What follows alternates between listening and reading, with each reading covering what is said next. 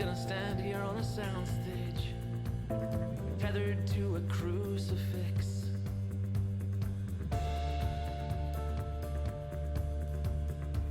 Hi, folks. Sam Seder here. This is the live broadcast of the Majority Report. And as you probably have heard, there's a bit of a YouTube apocalypse that has been going on. Many news and politics channels have lost their advertising because of an algorithm that Google has implemented as a function of ads showing up on hate-filled channels. Well, we got caught up in that, and it doesn't look like it's going to be resolved. So we need your help. You've probably heard from other channels that they're asking people to donate to a Patreon site. We are asking the same so that we can operate this YouTube feed without a cost to us. I mean, we don't look at YouTube as a huge revenue maker for us, but we need your help so that we're not losing money on it. So head over to our Patreon site. Here is the URL. We need your help. Just a couple of bucks, $2-3 a month would really help us out. Thanks so much and enjoy the show. Hi, folks. But I'm not ready to go.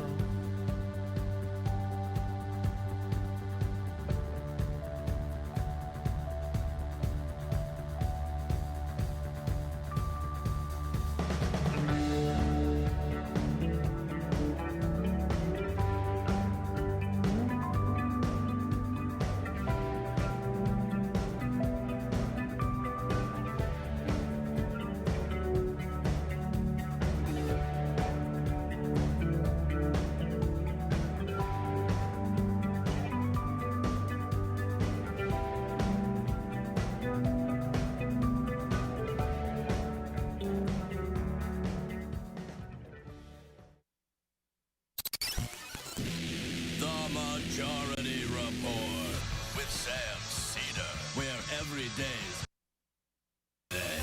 That means Monday is Casual Monday, Tuesday, Casual Tuesday, Wednesday, Casual Hump Day, Thursday, Casual Thurs, that's what we call it, and Friday, Casual Shabbat. The Majority Report with Sam Seder.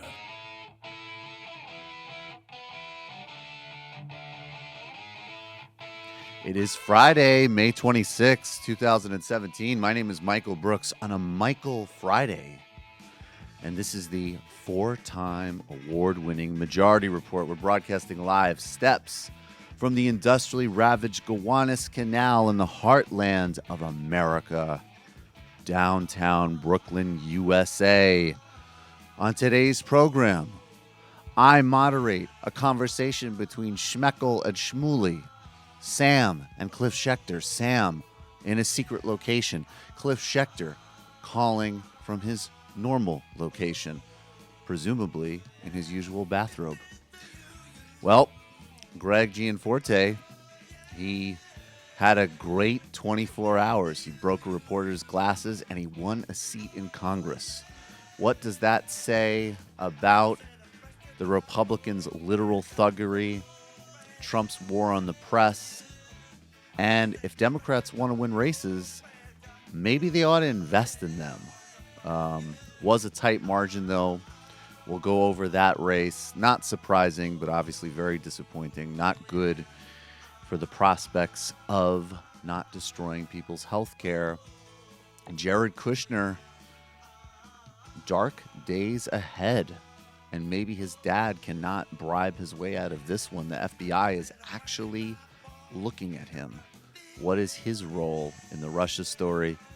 And Donald Trump was in Brussels for a NATO summit, getting thoroughly humiliated by Emmanuel Macron, and simply unable to convince people that he's anything other than insane. He undermined NATO, Clause 5, called everybody, Article 5, undermined the summit, and shoved the president of Montenegro. We played that yesterday.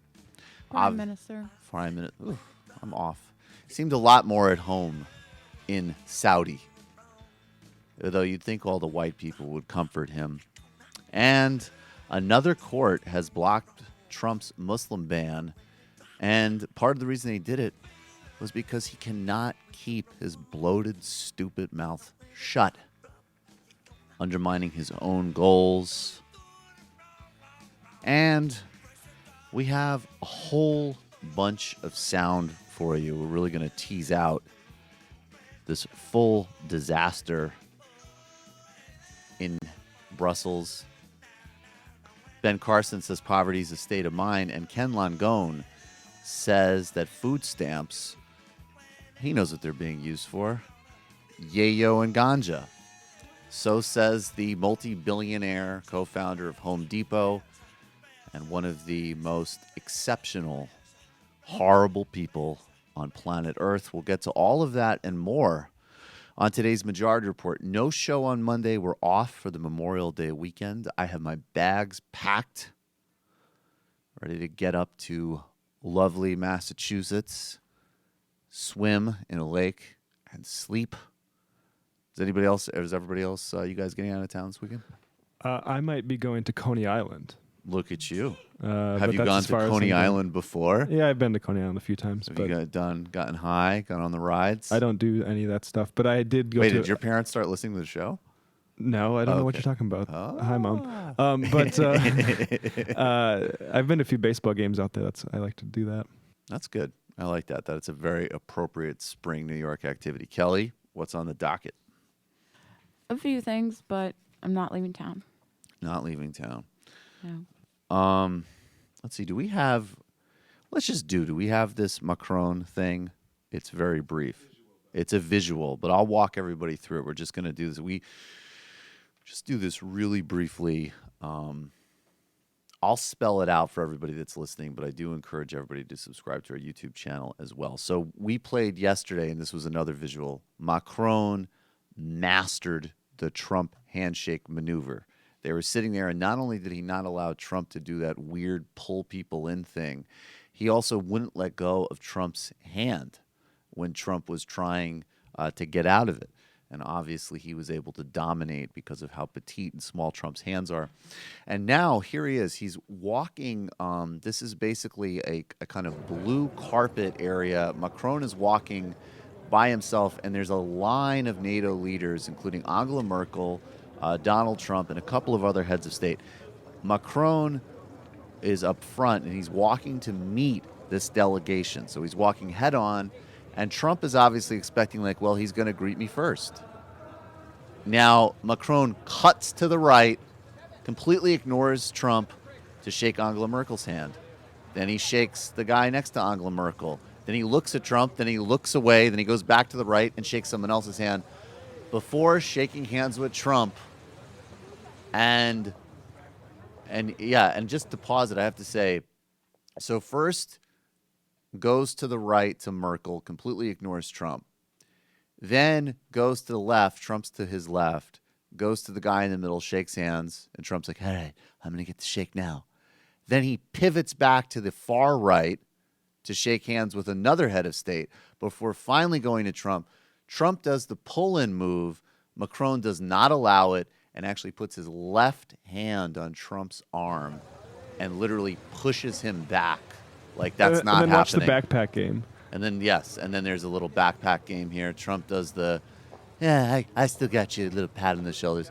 But Trump knows that this is the second exchange that he's gotten really, again, totally cucked and humiliated by Emmanuel Macron. The real kicker is that Macron did this perfectly. He did it long enough to be clear what he was doing, but short enough to have plausible deniability. But this morning, Emmanuel Macron's official Twitter account actually tweeted this exchange out. So I don't think there's any ambiguity about what's going on here. It's pretty hilarious. If we have to have centrist neoliberals like Macron in charge, they have to be able to do stuff like that. He's to taking fascists. more after Obama in the sense of cool versus like the sort of Trudeau like kind of goofy thing. Like he's he's coming out of the gate strong. So respect, and I agree with you. If we have to have mediocre neoliberals at least they should be able to humiliate Donald Trump. It's not that much to ask for. We'll be right back with Sam Seder and Cliff Schecter on a casual Friday. It's the Majority Report. Yes, wow. Still I see I give me the remedy, the fire figure burn. I said the tables turn. Give me the remedy, the fire figure blaze. Burn Babylon dirty way. Special. Eternal fire. Dirty Babylon, you are gonna get bruised. Me I want them fire. I said they just can't win, you're going to lose. We are want them. Ooh, yeah. Pack up and go. Me I beg you move, yeah. I beg you pack up and go. Me said the movement alive. Marcus said we organize and centralize. Rasta fi own banks and enterprise. So me nah stop chanting, my soul enter Zion. Princes of fire, Babylon me tell you your time just expire. What kind of wickedness me or you transpire? And no gasoline and no tire. Eternal fire. Dirty Babylon, you are gonna get bruised. Me I want them fire. I said they just can't win, you're going to lose. So we I want them. Ooh, yeah. I beg you pack up and go. Me I tell you move, yeah. I tell you pack up and go. But them I go with a key and saltfish ring. Better them give me a key. Welcome back to the Majority Report. Michael Brooks, joined now by Sam Seder from an undisclosed location and Cliff Schecter from a disclosed location. We actually have his home address up on the Majority Report blog. How are you guys doing? Excellent. I'm waiting to be doxxed. Yeah. I'm enjoying it. I always find that such nice people come by to say hello when that happens. Well, you have the best doxing experience in the world, Cliff. People just come by to give you pot brownies and stuff. They do. And also, they're very kind to me because I'm going out of my way to only work on non-controversial issues like guns and abortion. Right. I would imagine if you work on guns, you get a lot of emails like, hey, I don't agree with you, but I respect your opinion and keep up the good work. Mm-hmm. It's kind of like my board membership here in Ohio for Planned Parenthood. I find I get those reactions from them on that too. It's wonderful. They're very kind people. Hey, we don't agree with this, but it's not like you're killing Which, by the babies way, or anything. This is sort of the best lead-in, of course, to the Gianforte situation because some of these people actually would like to body slam me probably. I'm too quick for them, and so they can't catch me. If they can, I'm really weak, and they could probably do it pretty easily. But that's what we got going on today. Besides, we don't have reporters just being arrested like in West Virginia or having to be escorted out of rallies Donald Trump is holding by Secret Service, like what happened with Katie Tur during the campaign. Now we have them actually legitimately being body slammed by candidates. We appear to have taken it to that next level. And I would add into this mix. I mean, this is not just a question of reporters. I mean, I think they definitely there was that story of Sheriff Clark having, I don't know if you guys saw this, having deputies meet some guy at an airport who apparently looked at him incorrectly or talk to him and asked him a question about something. I think I read that, Sam, and that you're right, because I don't think sometimes people make these connections and add in that essentially whether it's constituents, whether it's what's his name, old Wilbur Ross talking about Saudi Arabia and how nice it was not to have protesters. This all is of the same mindset, which is nobody can dare question them, whether it's reporters. I'm just thinking, let's just add to the mix. I mean, obviously going back to the Trump campaign, people getting punched for protesting and Trump saying, people used to be brought out in a stretcher. And then also, why not add to the mix shoving the prime minister of Montenegro to get in the front of a photo op? I mean, it all happened. I mean, that happened exactly with, right. That's the sort of, and for what it's worth, why don't we play this sound actually? Because this is Gianforte. I think this is part of his victory speech. And he also wants to offer a sincere apology for assaulting this guy. And what's interesting is not really the kind of pablum that he says, but how little the audience cares. And Matt made this point that for future reference, it would be more interesting to have the camera on the audience than on the candidate, because presumably there will be a lot more apologies as more Republicans, physically assault people. I think it's going to be in another couple of years. It's going to be like, well, I respect my opponent, but he never punched a reporter, so I don't know how you can expect it. If you think about it again, this stuff all escalates. It all something that was not culturally acceptable becomes culturally acceptable, and then you take it to the next step. And somebody a little more unhinged goes that next step, and it's inevitable. I mean. Let's play the audio, but I think the point is that you're always going to get lunatics, and you're always going to have people who, you had that guy Carl Palladino from New York running for governor at one point. He never body slammed somebody, but there's a limit generally, or there has been in the past, where the voters actually punish people for something like this. And you could argue that it happened too late, but I'm quite convinced that there was really no way the voters were going to hold this guy to account in Montana. Anyways, other Republicans. Well, listen to the Republican audience in terms of how they respond to this, generic apology he's trying to give. And obviously he's speaking to outside of the room, but the room's pretty revealing. Last night, I learned a lesson. And no, please, I need to share something from my heart here, and I just ask you to bear with me. And when you make a mistake, you have to own up to it. That's the Montana way. Amen. Last night I made a mistake. And I took an action that I can't take back. And I'm not proud of what happened. I should not have responded in the way that I did. And for that, I'm sorry. And you're forgiven.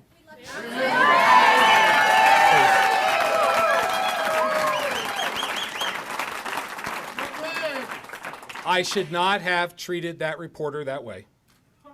And for that, I'm sorry, Mr. Ben Jacobs.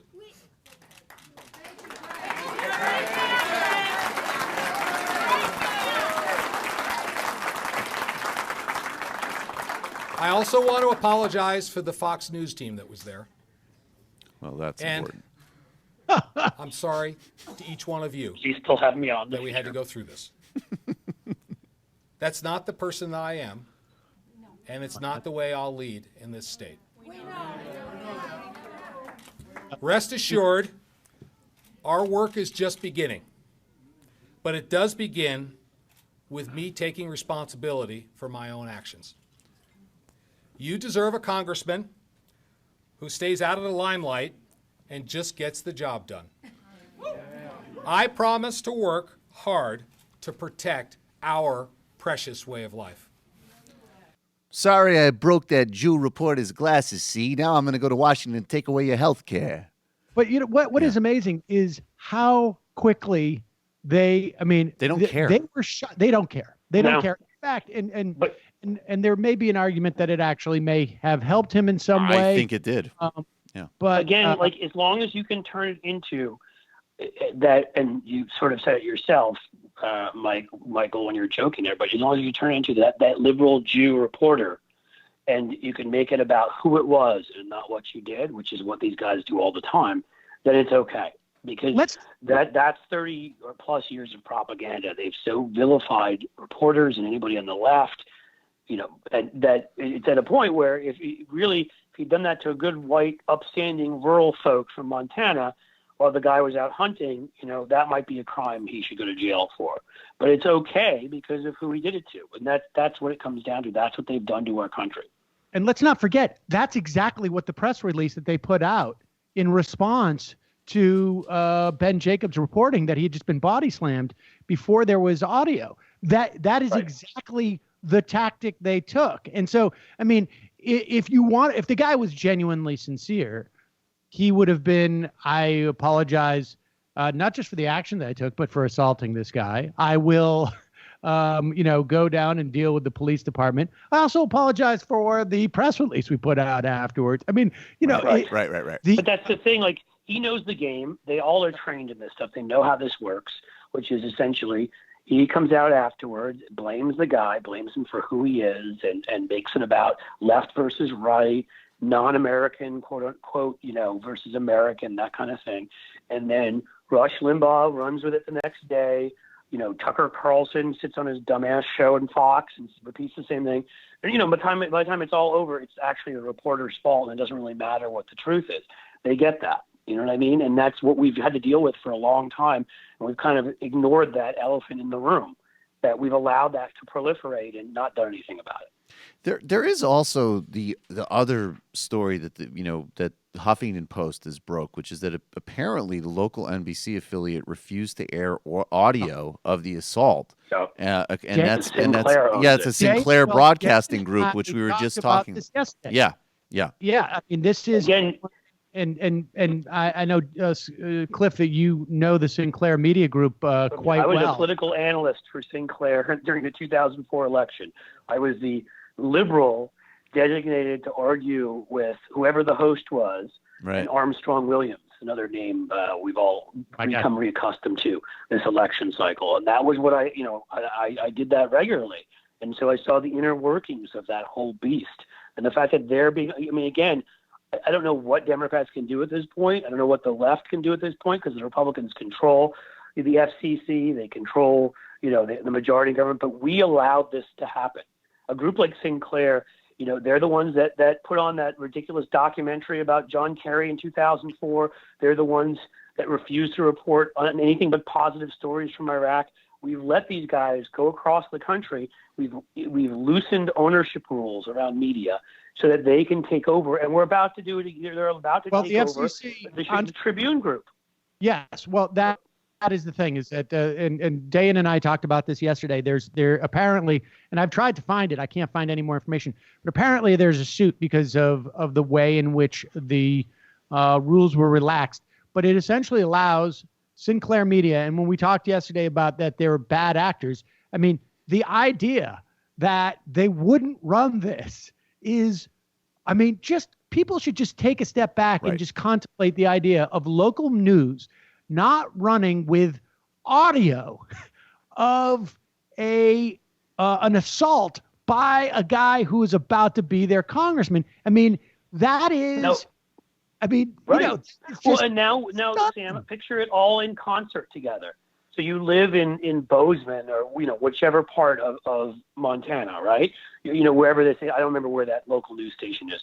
They won't show it, but they'll probably they've got a right-wing commentator who comes out of their headquarters in Baltimore who's allowed to go on the end of local news for a couple minutes and give his opinion. So that guy gives you his opinion. They won't let you listen to the audio. Then on Fox News that night, they either don't cover it when you're watching that, because we're talking about the same voter here. They either won't cover it or they'll cover it from a right-wing slant. And then you turn on Rush Limbaugh the next day, or you go read Breitbart, you get the same thing. You can live in that universe. These people comfortably do. And again, we've allowed it to happen. And so from their local news, from their national news, from what they read, they've gotten the same story, which is this guy did nothing wrong. If in anything, he was a victim of the liberal Jew reporter. There's this, I watched last night, I took an opportunity to watch the new Netflix documentary. I think it's called Get Me, Roger Stone, but it's the Roger Stone documentary. And there's this moment where, the guys who are making it are young, liberal, kind of, whatever. And he's clearly loves being followed, and he loves being on camera. And there's this moment where he's at Newsmax, and he's getting followed around, and some guy at Newsmax goes, "Oh, they're making a documentary about you?" And Roger Stone goes, "Yeah, these guys are, these are the young, liberal leftists. They're following me around. You can't trust those guys. But they're good guys. I like them, right?" And he's kind of saying this whole thing with a nod and a wink, which is his whole kind of brand. And the guy at Newsmax kind of looks dead into the camera. He's like, "Oh, yeah, I know who these people are. I hate them." And it's just like that kind of distinction between the people kind of pulling the strings and operating with complete cynicism, and then a little bit down the food chain of like, "Oh, yeah, no, I hate this guy." And I would imagine that person would have absolutely no problem with somebody being physically assaulted. The worst part of all of this, again, is some of it sped up because the Republicans took control, but it's sort of the chicken or the egg. One of the big reasons they took control, one of the big reasons, Florida in 2000 went down the way it did. One of the big reasons impeachment went down the way it did, and Bill Clinton and these other things are because of the kind of control they took of the information flow. And we understood this, because of the lessons we learned right after World War II. What happens to a society when you allow propaganda to become mainstreamed and you allow, that to be considered mainstream and take over. And, like so often happens, it just seems to me the more I watch where we are today and trace it back, it started, but with the Reagan Revolution in the 80s, and you get rid of I'm not talking about all the other stuff, but you get rid of the fairness doctrine. Mm-hmm. You start allowing, these conglomerates to at that point, we had something like 60-something media companies, maybe more than that. You allow the big guys to start eating up smaller players. By the 90s, you even got Bill Clinton signing the telecommunications, quote unquote reform. So, he allowed them. Mario Cuomo relaxed rules while he's governor of New York. We're complicit in this, in how they're allowed to control the airwaves and the flow of information. Again, a lot of people just don't understand that Rupert Murdoch, being able to, let's say if you're a voter from New Jersey, tell you that Chris Christie is great via the Wall Street Journal, the New York Post, Fox News, local Fox, and whatever else. That was an impossibility 30, 40 years ago. Yep. And we've made that all acceptable now. Do you guys have any thoughts on, I think it was a 7-point margin.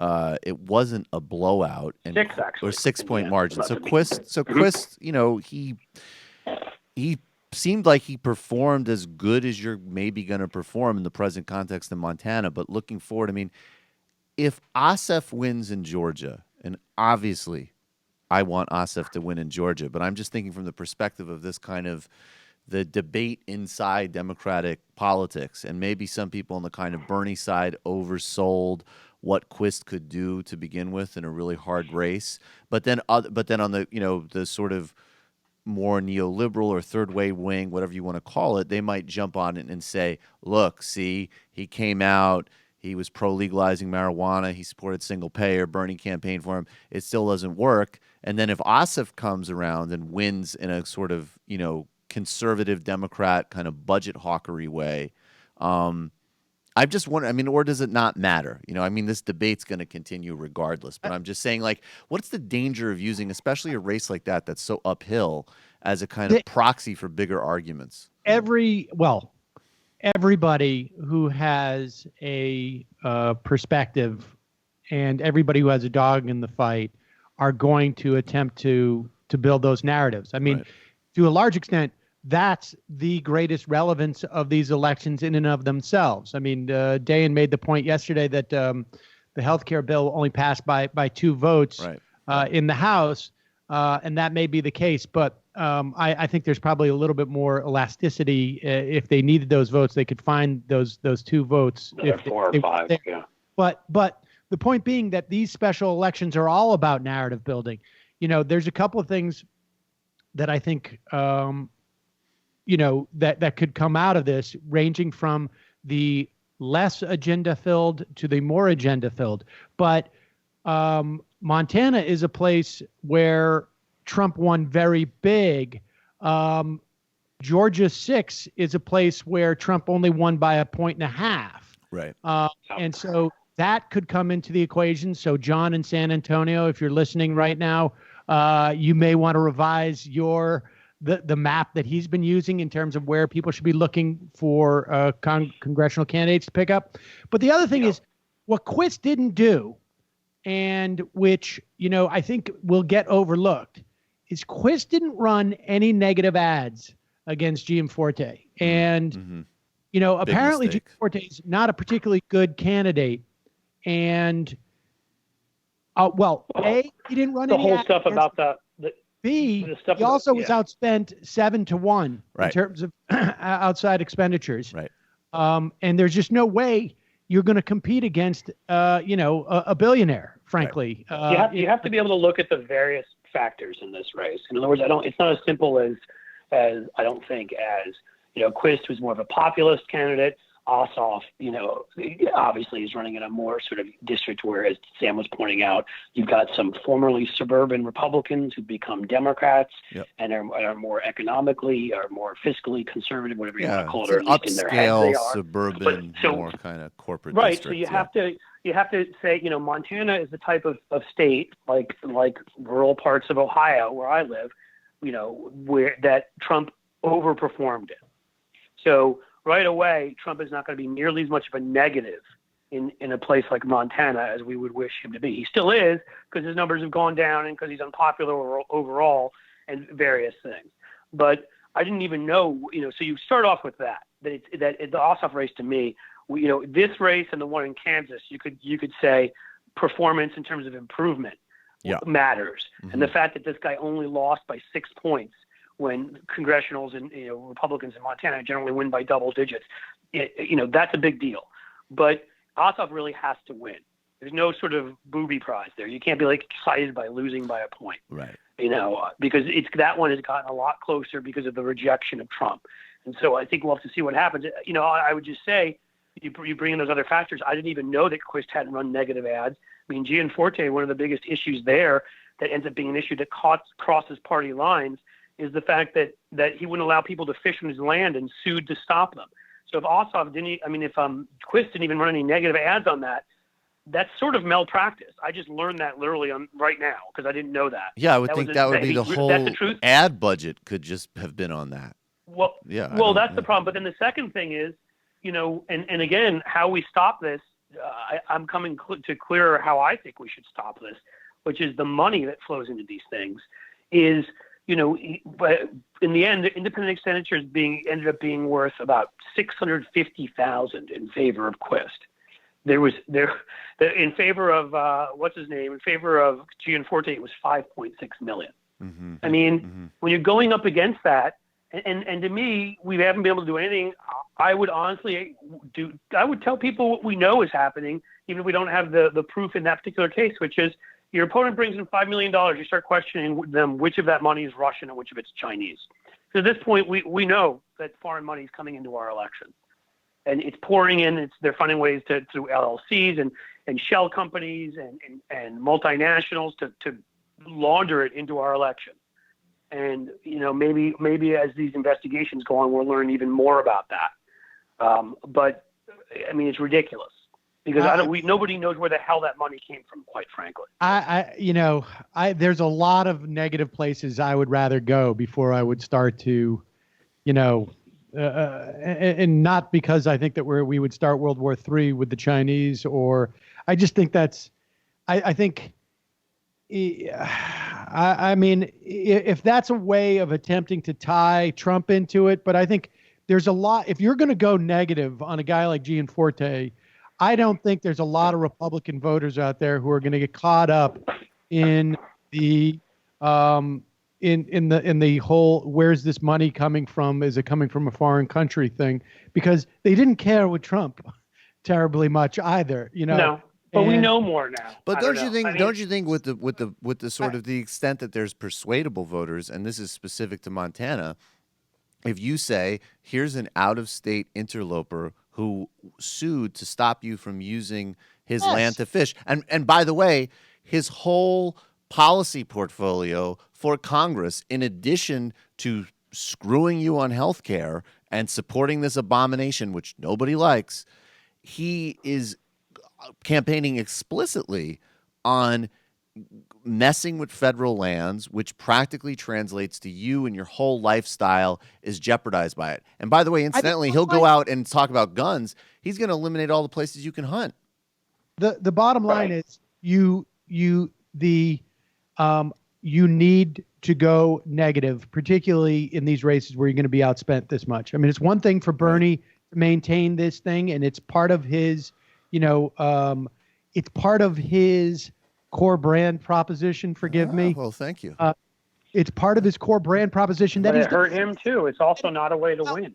Well, it may have, it may not have. But with him, it's something that he's built over the course of a 30-year career. Right. If you're coming out and you're an unknown quantity and you're running in a race for Congress, I think pointing out the negatives of your opponent is, that's part of of politics. And so I don't know if it would necessarily be, I would go the route about the funding sources, but whatever. I think as a broad proposition, that's that. But I guess we're going to have to wait. I didn't even know that, Sam, that he hadn't done that. I think that was a terrible That's mistake. my understanding. I may be wrong, but that's my understanding. Now, granted, he had a small amount of money and he wanted to introduce himself to people, but he was known. He's he's kind of a local celebrity. I mean, that's incredible malpractice. I mean, yeah. And I think, when you're talking about an election where you already have a certain amount of energy on your side, part of it is you want to deplete the energy on the other side. But let's move on to talk about some other stuff too. I know we're running up against it, and obviously, I mean, I know that maybe you might leave us early, Sam, but let's go just briefly. Let's talk about, there's confirmation now that Jared Kushner is being looked at by the FBI with regards to this Russia stuff. There was that great exchange. I played it a couple of weeks ago where Al Franken asked Sally Yates something to the effect of, maybe the reason that they didn't want to move on Flynn was that there's somebody else who's very important to the president and to the team that's also being looked at. And maybe, and he kind of sort of laid it out very kind of ironically and tongue-in-cheek, and she didn't want to touch it. But this has been floating around for a while, and now it looks like it's more there's more confirmation of it. Right. And this was is the just Washington Post story. Yeah, Washington Post story. Right. Right. That said, a senior advisor in the White House. And remember, Bannon said in April through other sources, right, when they were having that fight between Kushner and Bannon, that I think Kushner's relationship with the Russians or meetings with the Russians is going to be a problem down the road. And so it could very well be that he's got, and I think, we've been saying this for some time, Michael, we're anticipating that there's probably financial crimes could be at the heart of this. And that would make the most amount of sense to me. Although, there's the financial aspect of it, which I think is definitely, because Kushner has shown himself to be just as greedy as his father-in-law. Especially the whole family, where they're selling Chinese visas and all the other stuff. But I'd say, second of all, Cliff, would you remind everybody briefly when Jared Kushner's dad went to jail, what did that involve, including what did he do to his own sister? Do you remember that story? Oh, God. I'm trying to remember exactly. I know that he was trying to. It involved bribery, but he basically he was trying to set his brother-in-law up with a hooker. That's right. Yeah. So just he's trying to set it and get it on tape to I'm trying to remember, to embarrass them, to somehow hurt them financially because he was in a battle with them. Right. This is how the Kushner family treats each other. Remember that Donald Trump tried to deny his nephew, who needed it, health care because he was angry at his brother, his dead brother, I believe at the time. These are the kinds of people you're dealing with. I prefer nephews that are healthy. Well, also, let's remember what Tyrion did to Joffrey in Game of Thrones. So, I mean, this is we see this all the time. So I can't really. But the thing here is that Kushner clearly seems to have about the same basic moral structure as Trump does. Right. And we already know that Trump has trusted him with just about everything, considering his portfolio is everything from, like landing us on Jupiter by, 2060, actually more like 2030. We go to Mars and we personally loot there. The treasury. You're in charge of all of it, Jared. To eliminating all disease, at some point during the second term. I mean, this guy does everything. He trusts him with everything. It would sort of be beyond belief that hard to believe he wouldn't have trusted him. They share a girlfriend. Send somebody to those meetings with these Russians, and somebody was going to be the contact, and there was collusion. You'd have to believe, just like he brought the family into the White House, the family was brought into it. Yeah. That's all I'm saying.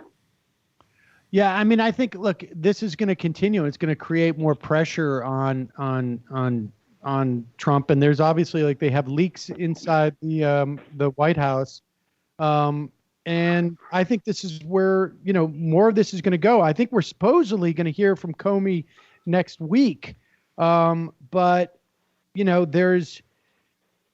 somebody's going to end up getting caught at the very least in lying to FBI agents. And I don't, it's going to be interesting to see if over the next like a month or two, we don't see some preemptive pardons of, Flynn.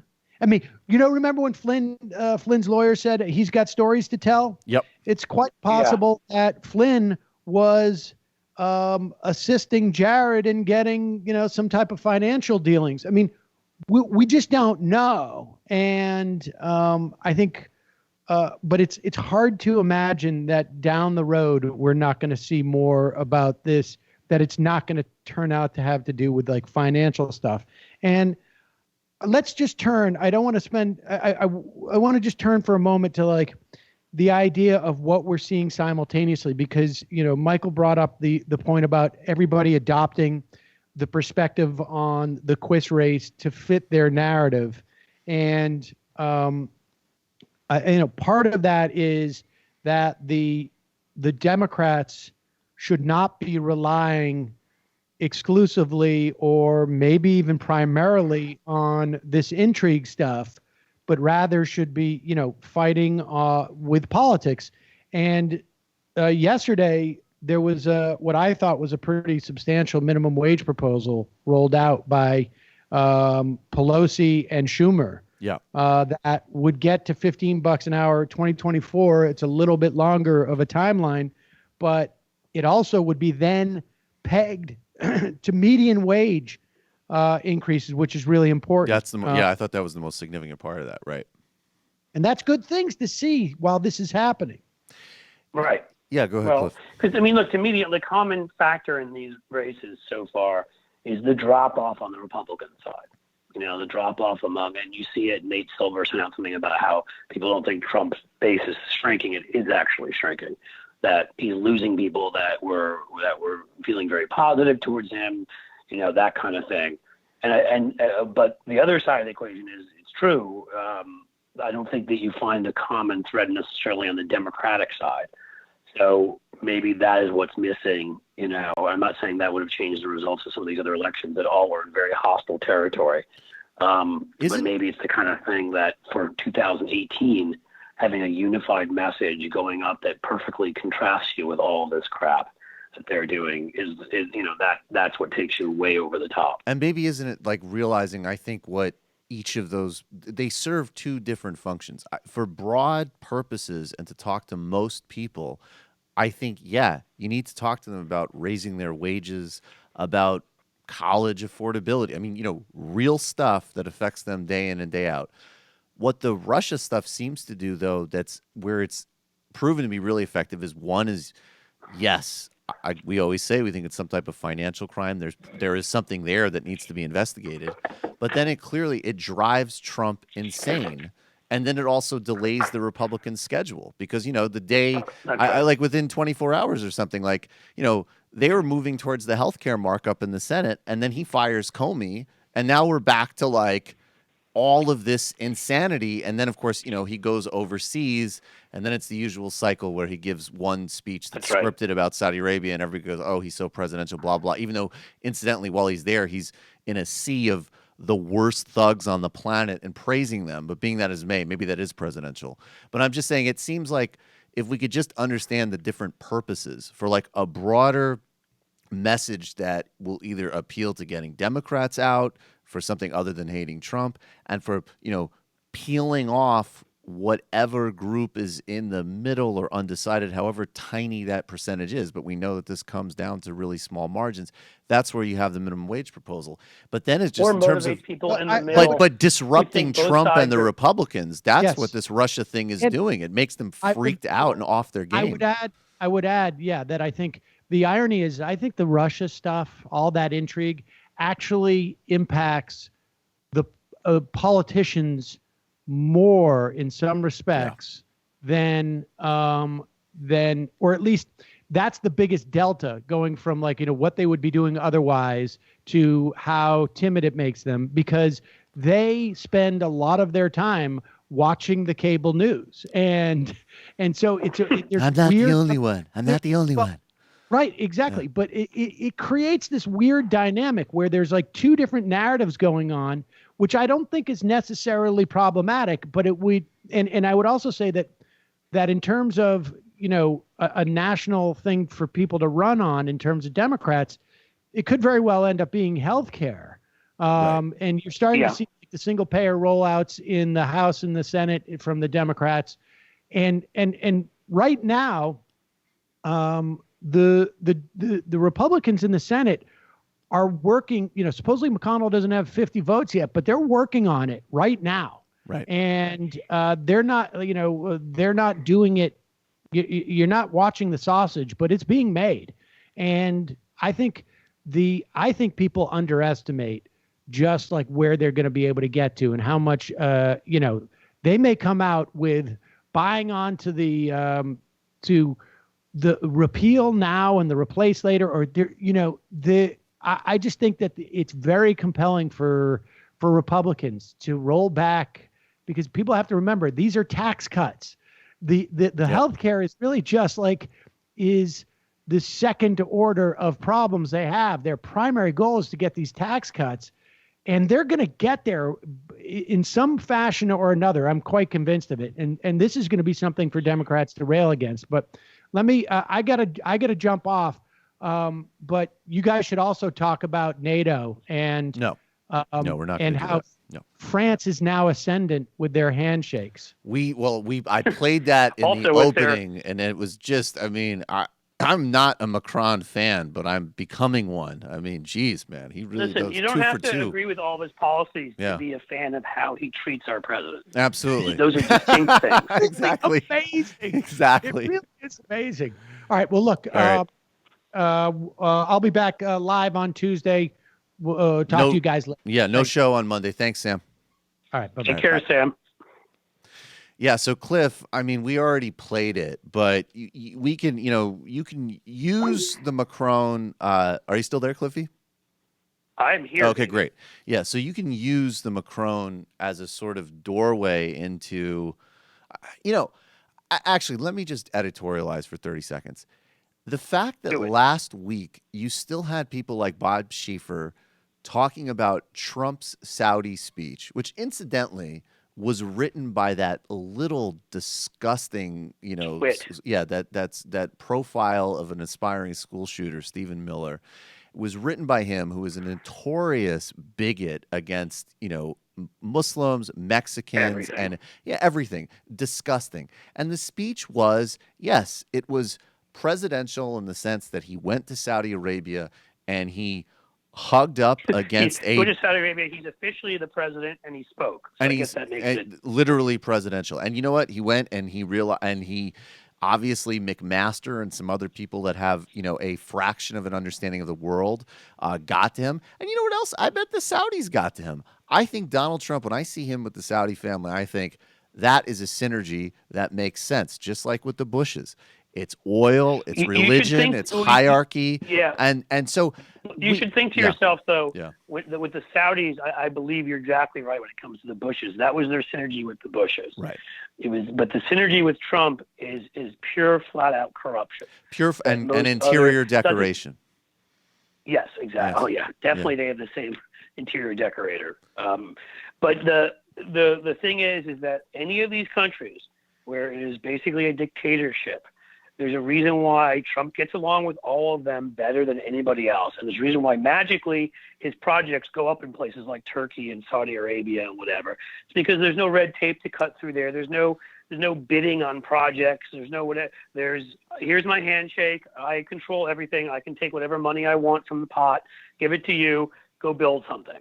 I mean, he gets along with the authoritarians better, partially because he admires them and likes the way that they beat up on people, but partially because he can do whatever business he wants with the Saudis. He can do whatever business he wants with the Turks. He can do whatever business he wants in Russia, in China, because there's nobody has to vote for it. Right. There's no transparency. And so, of course, the body language is that of love there because he's making money. And then just you see him go innate, just innate admiration for money in and of itself. Like, Yes. when we think about the modern Republican Party, and we'll get to the NATO summit in a second, but they have said for decades that pretty much your net assets are a measure of your worth, period. And then you add the weird religious conservatism. So when the Russia stuff started, I mean, I said, look, Vladimir Putin would be the perfect Republican candidate. He actually is what all of these guys fantasize themselves to be. He is a brutal, corrupt killer who's worth billions of dollars. And now I would add, besides the color of their skin and their religion, the Saudis as well. Great Republicans. Michael, not that you don't know, but for everybody else's sake, and I'm sure most of them do know. Yeah. But how did Putin start his career? Where was he? He was in East Germany as a KGB operative. That's right. So he was working for the communist government. Right. And then the moment came where he could be an authoritarian as a fascist. It doesn't matter to him. Right. Whatever system a personality like Putin came up in, he was going to try to acquire power, money, all the things that go along with that. Makes it, frankly, no different than Trump, right. No different than the Saudis. If they'd been born in a different country where it wasn't Sharia that got them where they wanted to go, right. they take something else. Right. You know what I mean?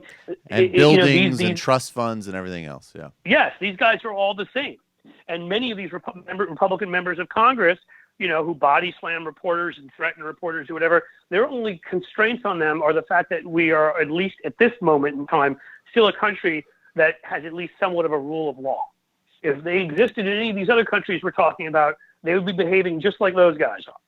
So that's what is important to remember here. So, I mean, Trump fits in perfectly. Of course, there's a sort of perfect synergy with these guys. And of course, he smiles his way through Saudi Arabia, and then he goes to NATO and meets with members of the European community and others in NATO who have prided themselves on, and I'm not claiming it's a perfect measure. I'm not claiming they've done, but in terms of, you compare it to where the world has been and where we hope to go on democracies, on actually caring about people other than just the rich, on, an alliance to prevent war, things that are about greater service, not just serving yourself.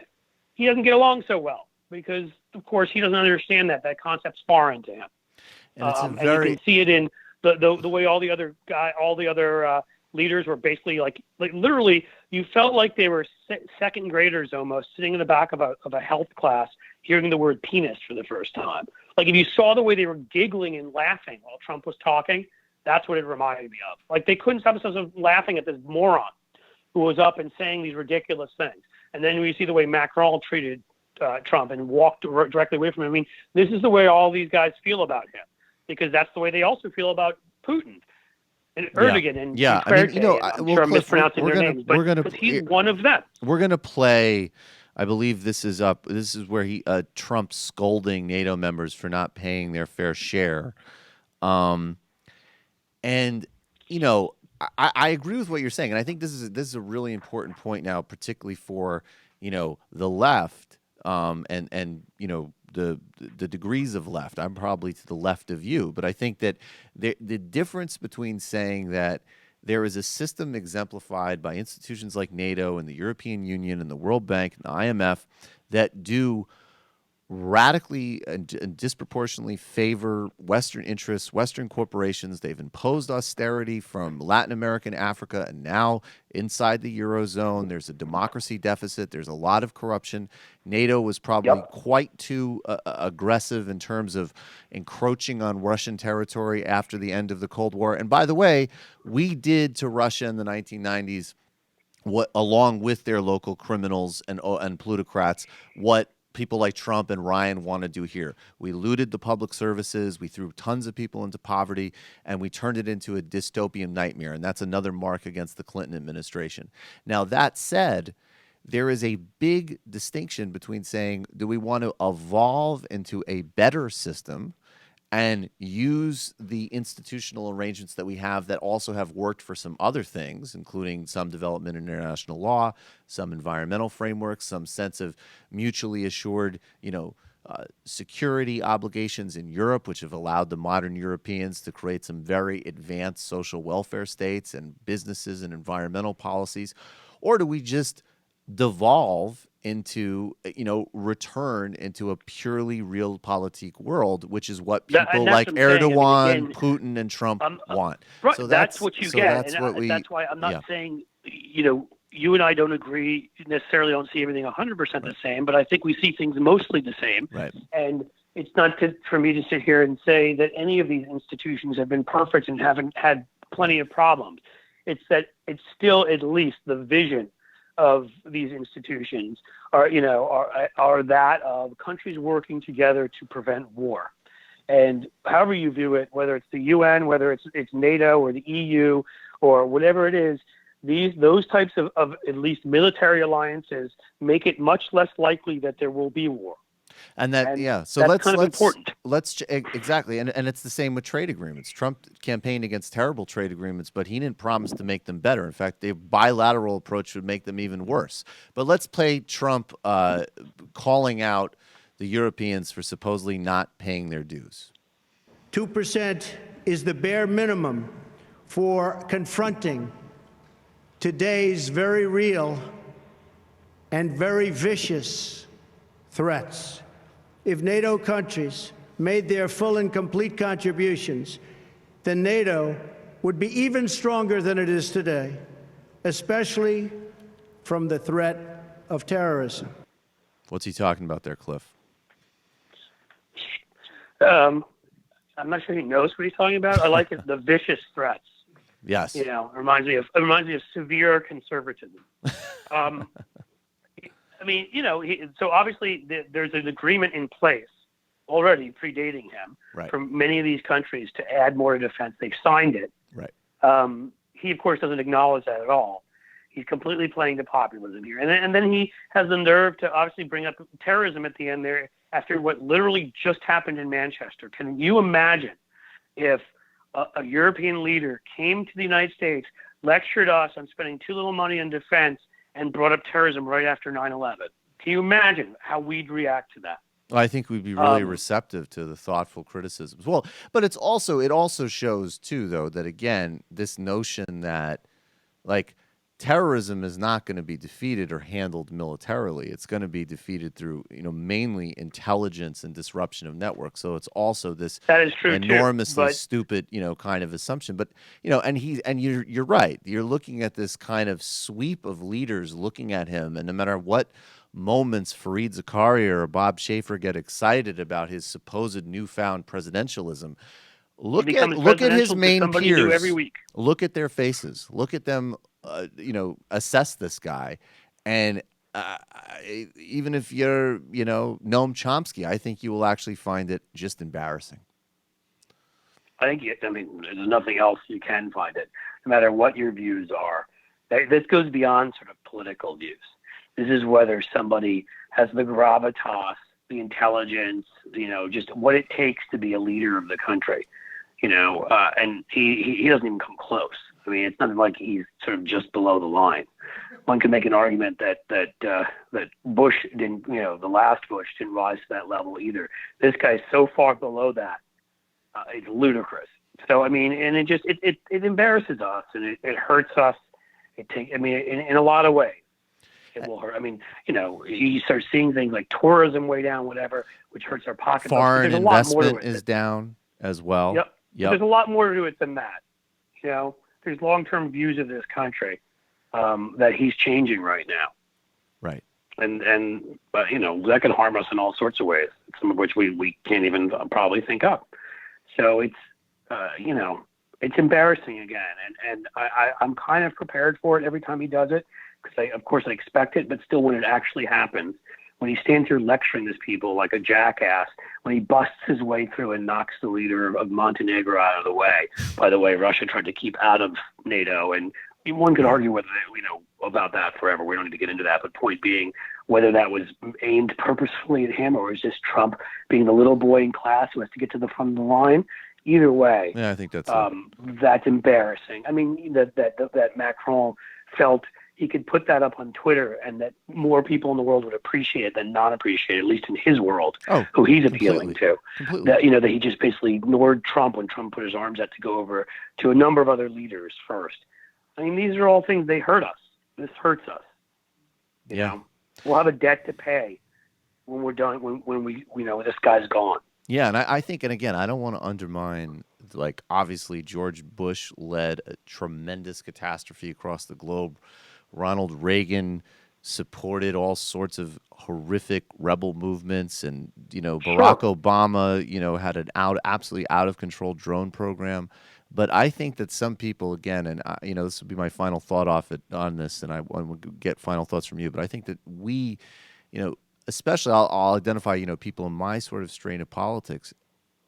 There was this underappreciation of even just some of the, you know, okay, there's a hypocrisy of talking about human rights when we have a terrible human rights record.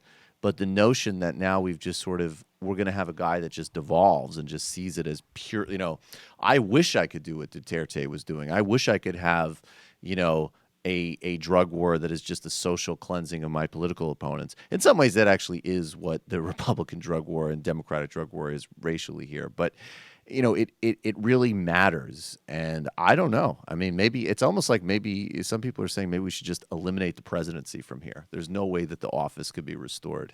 We need to go to some type of prime ministerial system.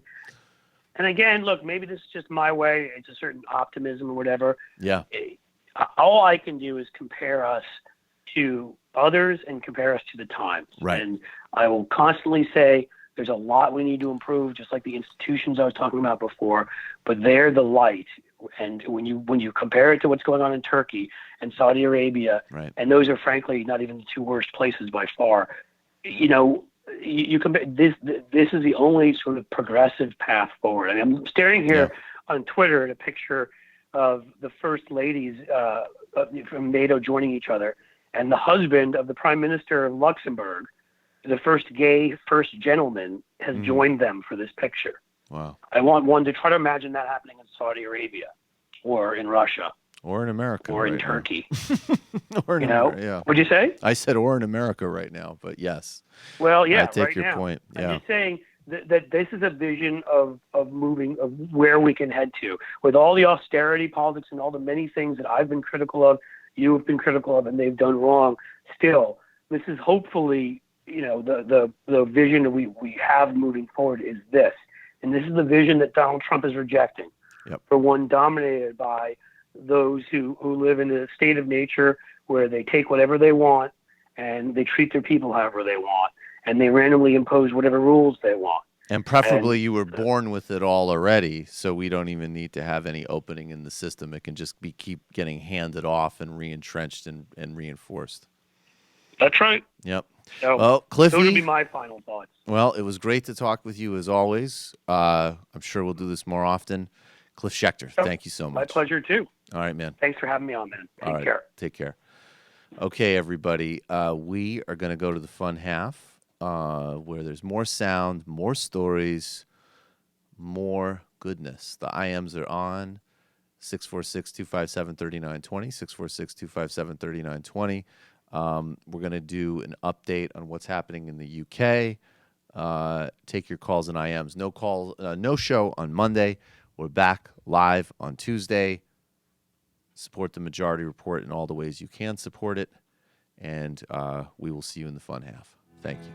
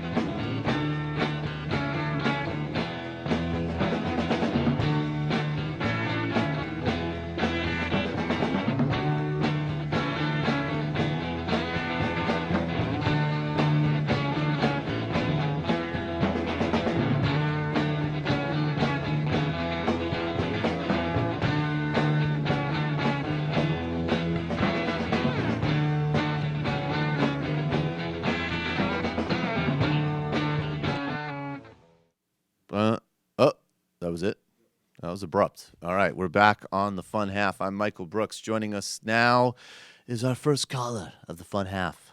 You're calling from an 847 area code. Who are you? Where are you calling from? It's Joe from Chicago. Jeff from Chicago or Josh? Josh. Oh, hey, Josh. Yeah. What's up, Josh? How you doing? Don't confuse me, man. I just didn't hear clearly. Calm yourself. It's all good. Yeah. Anyways, I wanted to call about, first off, I have a new wrinkle to this Seth Rich thing. Maybe Obama killed him.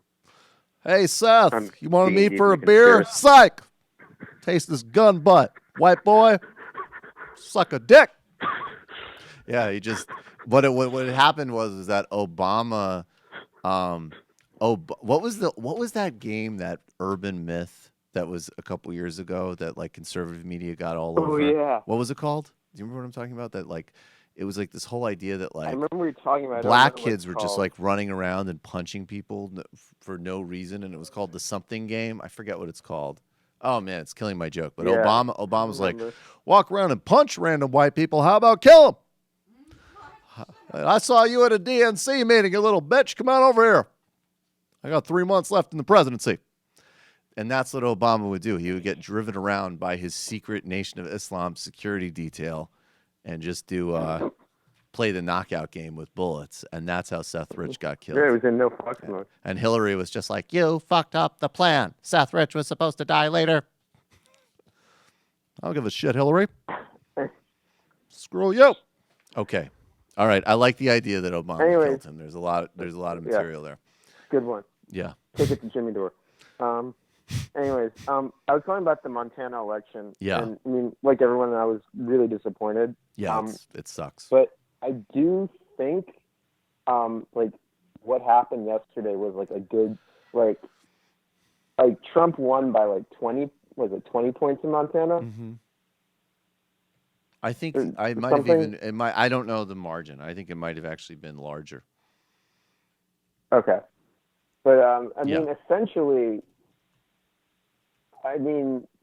they basically nearly flipped the state, and I think Cliff lost by 7.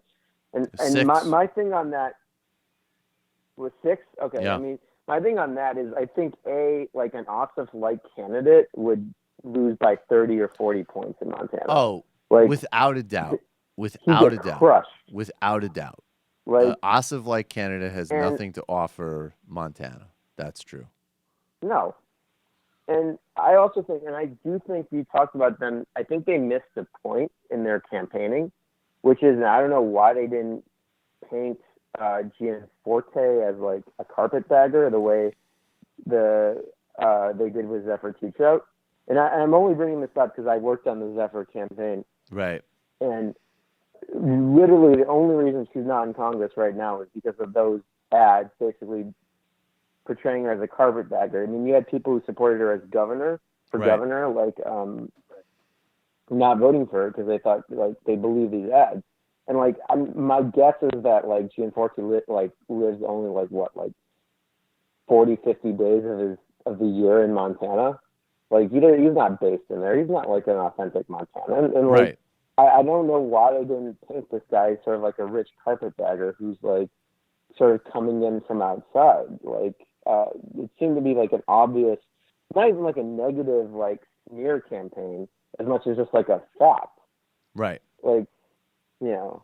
No, I agree. but It's shocking that they didn't go negative on Gianforte. And I have no problem with negative politics.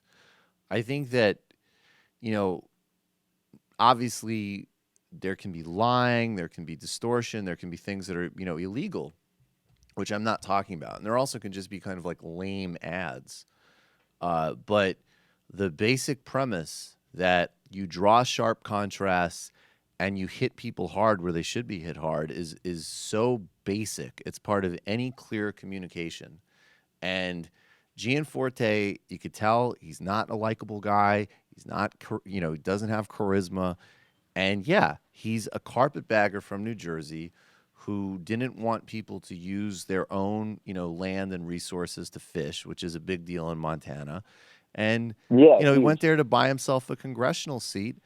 and go advocate on behalf of, other billionaires. I mean, he's disgusting, and it should have been, a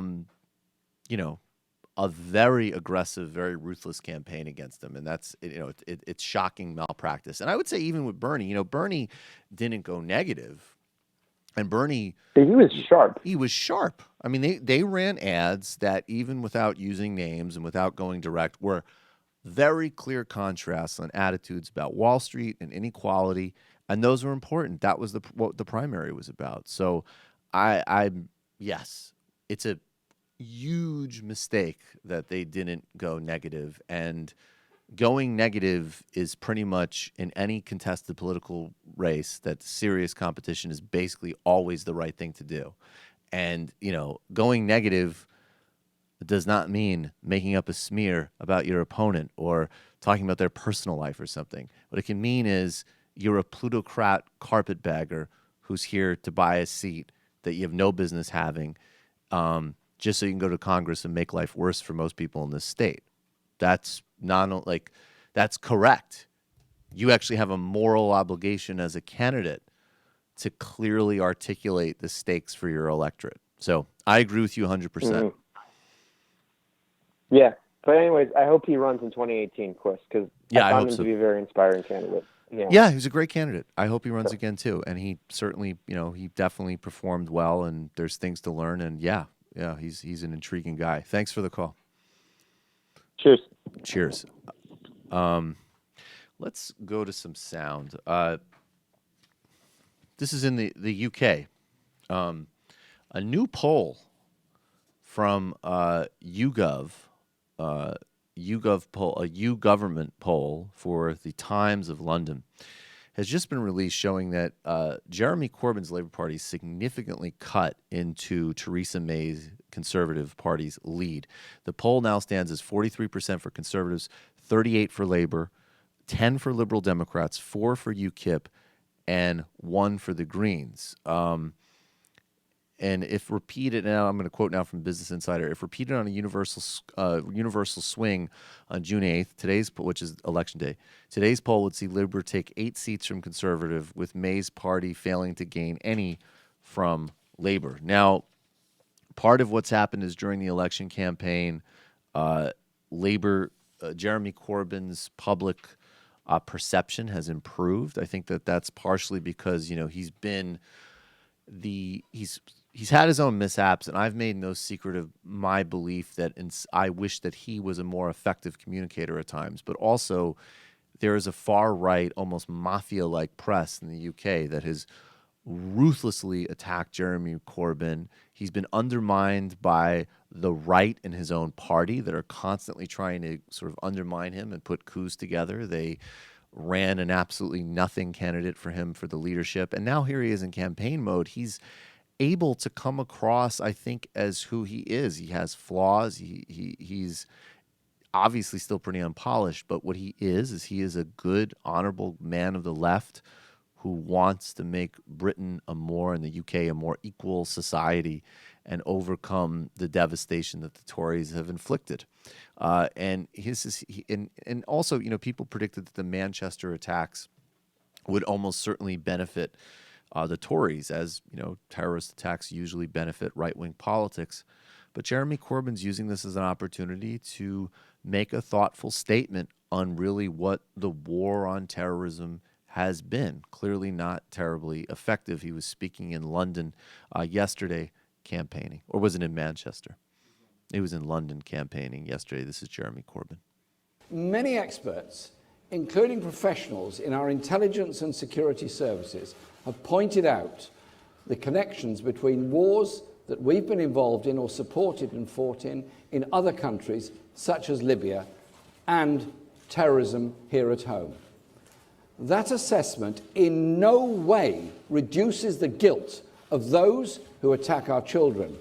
Those terrorists will forever be reviled and implacably held to account for their actions. Protecting this country requires us to be both strong against terrorism and strong against the causes of terrorism. The blame is with the terrorists, but if we are to protect our people, we must be honest about what threatens our security. We must be brave enough to admit that the war on terror is not working. We need a smarter way to reduce the threat from countries that nurture terrorists and generate terrorism. I like the irony there because Tony Blair, when he took over the Labour Party and moved it to the center and then to the right, one of the things they talked about when they pivoted on crime was tough on crime and tough on the causes of crime. So Jeremy Corbyn has actually taken the Blairite formulation there for terrorism of tough on terrorism and tough on the causes of terrorism. And he's absolutely right. Reasons are not justifications. There is zero justification in any way, shape, and form for any terrorist attack that targets civilians, period. And the reasons behind terrorism are multifaceted. But some of them do include our conduct overseas. And that's also ones that we have the most power over. So if he's talking about shifting terrorism to an aggressive, targeted, intelligence-based, with some military action, specific containment and security policy, that's going to yield great dividends for reducing terrorism overall in the long term. And I'm sure he'll be demonized. I have no doubt that the Tories and the Liberal Democrats have already begun. Both of them are in the papers already saying, how can you one guy said, I disagree with what he says, but more, I disagree with him doing it right now. Right. This notion that going out and having a clear-minded conversation on terrorism instead of simply rolling back civil liberties or engaging in a reckless military action, that's not tasteless. What's tasteless is having a clear-headed perspective that can actually lead fundamentally to dealing with the problem. So, look, if you're in the end, the Labour Party released a very good, very progressive manifesto that really will make a dent in inequality. If you're there, I would push everything you can to make sure they seriously cut that margin and punish the Tories. You're calling from a 718 area code. Who are you? Where are you calling from? Hey, Michael. It's Greg from New York. Hello, Greg. Hi, Greg. How are you? What's going on? It's Peter Thiel. How are you? Yes. What's on your mind? By the way, just as an aside, Jack Fresco of Venus Project fame has passed away today, I think. And I don't know if you know about the Venus Project. No. It's all right. Well, he was a pretty interesting guy. He was 95 years old. I kind of called in to talk about this whole thing you're talking about, civil liberties on the one hand, and sort of profiling and bugging, privacy, taking away people's privacy, kind of putting surveillance on different people to prevent terrorism. And I think there's a big trade-off. My position is, I'm a civil libertarian. You also know my libertarianism goes a little further than that. But at the same time, rights are not absolute. It's not just yelling fire in a crowded theater. But I think the way I like to say it is, look, fire. If a certain percentage of, let's say there's a certain group, men commit more violent crimes than women. Okay, so Greg, I'm sorry. Just in nature of time, what are you proposing? Yeah. Just please summarize it. Well, I mean, it's like it's the new McCarthy era. When people did you just knock yourself? Expected to be saboteurs. Okay. Hello. I missed all of that. I'm Greg. saying. Yeah. Sorry, I think you got another call. I'm saying. Oh, I'm sorry. I said surveillance. The right to privacy was determined to be a constitutional right, but it's not an absolute right. And even as a civil libertarian, I'm saying there is a clear-headed conversation to be had, with the trade-off between the right to privacy on the one hand and surveillance in the public's interest. So is there anything that you're proposing or want to talk about specifically, Greg? Because it's very general. Yeah, surveillance. It's basically surveillance of certain groups, and you would really like profiling. certain groups to be profiled because they fit profiles. That's what you're saying?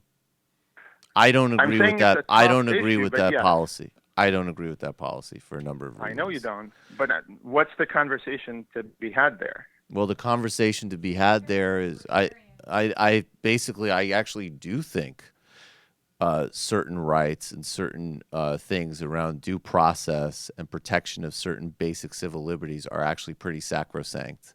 And I do think that there's basically no evidence from the actual issues we've dealt with in terms of terrorism that, you know, when they said that when Edward Snowden released information on NSA surveillance, that there was all of this massive implications for terrorism and for security, most of those things proved to be very empty in terms of what kind of risks removing or exposing that program led to. So I guess it's one of these conversations, Greg, where it's like I'm not going to debate you on the specific merits because I disagree with the premise.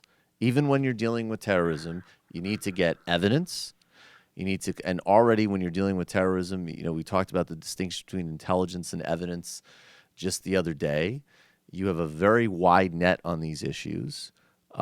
It's definitely being monitored. And even, by the way, if we don't officially profile people, we do. We had the NYPD surveilling mosques, Of course cooperating we do. with Well, no, not of course we do. We need to, because also the other problem is that when you throw such a wide blanket over so many people and activities, you're also not engaging in the type of precision that you need to engage in to actually disrupt plots for real. And that's why when you look at our recent counterterrorism record, there's a couple of things that, thank God, have been disrupted that were real attacks and real things that were planned. There's also a hell of a lot of, and I'm not being in any way facetious, like this, like literally, let's take a kid, an 18-year-old who has maybe some significant intellectual delays, get them talking to an informant, create a fake terror plot that was never even going to begin to go anywhere, probably wasn't even their idea, and now they're in jail. No, I'm with you there. So, well, no, but that's the No, of result of the kind of the emphasis on things like profiling. So I'm not interested. I guess I'm not interested in having the conversation for two reasons. One, because I disagree on a fundamental level, and two, because the problem that we have in terrorism policies are far to the other extreme. So maybe, Greg, if you called in 10 years and we had absolutely no monitoring, no surveillance, no counterterrorism initiatives, and we were getting hit, and you said, hey, we need to actually think about this, I might have some receptivity. But since September 11th, we have been killing, surveilling, spying, detaining, and now attempting to ban from the country Muslims across the world. And not only is it wrong on human rights and civil liberties merits, it has not decreased terrorism. So, that's all I got for you. By the way, can I just respond to one thing? Sure, real quick. Look, as far as refugees, I've never been, all these people are not refugees. They were born in the country. Banning refugees is completely the wrong approach. The right approach was not to destroy the socialist secular governments in Iraq and Libya and other places, which were keeping this mind virus under control. All right, Greg, I got to jump. Thanks for the call. But I'm saying... I'm sorry. He's just got to be tight today. You're calling from a 330 area code. Who are you? Where are you calling from? That last call went way too long. Hey, this is Ryan from Ohio. Hey, Ryan. What's up, man? What's going on? So, did you see that thing this week, Mick Mulvaney saying that we need to have more compassion for the wealthy? Yeah, we played that. Yeah. Yeah, I was thinking you guys don't have any compassion for the wealthy, and maybe if Seth Rich was named Seth Poor or Seth below the poverty line, you guys would care about Hillary Clinton murdering him and stuff. Nailed it. Yeah, that's right. Yeah, okay, that's exactly right. All right, your time just got a lot shorter because of that joke, though, just so you know. But go ahead. That's fair. Yes. Can we talk about the bomb-ass Twin Peaks revival this past weekend? If I had seen it, I could talk about it. Yeah, I haven't watched it. I haven't watched it yet. It's good?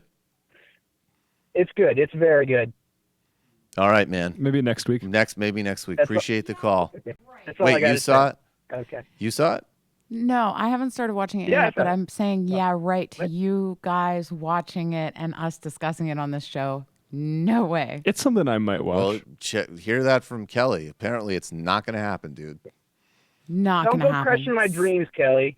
No, I mean I'm with you, but Sam will have zero tolerance for that. You're trying to quash the free exchange of ideas, Kelly. Yeah, that's usually what I'm trying to do.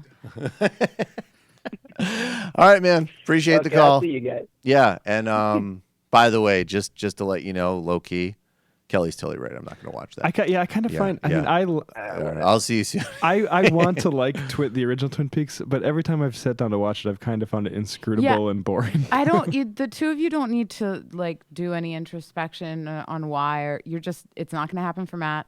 Definitely not gonna happen for Michael. No, I'm not and Sam will not talk about it. I like David Lynch. He seems cool. I just can't get into that show. I like that David Lynch meditates. That's cool. Yeah, he's into transcendental. He's into TM. Yeah, TM guy. But yeah, I'll write you like a Cliff Notes like type of thing, or just talk your ear off about it, Matt. That'd be better than just watching it. It's very long. You need to. I'll speed it up. Yeah, well, okay. Alex Cap, Michael, what Patreon level do I have to hit for you to hang red flags as the backdrop for whenever you host? Stay tuned for future projects, buddy. Epish, how much of the Office of D&I's human terrain system was just a way to more effectively mediate business between the West and occupied countries by cutting out the government? Remember, Michael Flynn was the go-to guy for Human Terrain System, HTS. This would be going the State Department's toes big time. I have not seen too much reporting on Flynn's role as director at DNI HTS. What about you all? Enjoy the long weekend, MR Crew. That's interesting. I don't know enough to comment Yeah, send on us that. something on Yeah, that. send us. Cucker Tarlson. Please, someone tell Sam that Tyrion didn't. I'm not going to do a spoiler. Sorry. Ryan from Ohio. Kushner better be careful. He ends up in prison. Trump might try to make a move on his wife. I appreciate the joke. I think the move has already been made. Anthony from Baltimore. New York Times Magazine reported that Jared Kushner is now a low-key Baltimore City county slumlord. Yes, Jared Kushner is a slumlord. That's been reported on for a while. The interview attendants who live in absolute shitholes with horrible property management, predatory, litigious payment practices. Some of the Trump-supporting tenants found out that Kushner is their horrible landlord and face a great deal of cognitive dissonance or have second thoughts about their vote. Really interesting read. Yeah. Landlords are. I mean, it's amazing that Hillary lost to a landlord. Yeah, I know. That's one of the landlords are like the reason High top Camp, 5 parasites. The reason the High Camp her. In 2012, when she won, which was the only one Nate Silver got wrong that year, it was because she was running against a notorious Fargo landlord. Right. There you go. Yeah. I mean, God. Yeah, I guess just add that to the list of how the fuck did you people manage to do that? Leon Gittins, a reporter asked Trump, why did you barge past the Monte? Which Negro?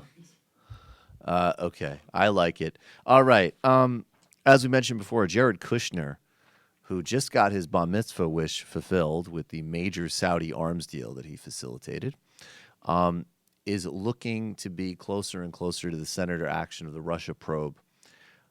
I would go back and watch the piece I did about Jared Kushner a couple weeks ago and how he got into Harvard and the relationships between these families and this sort of parasitic elite relationship.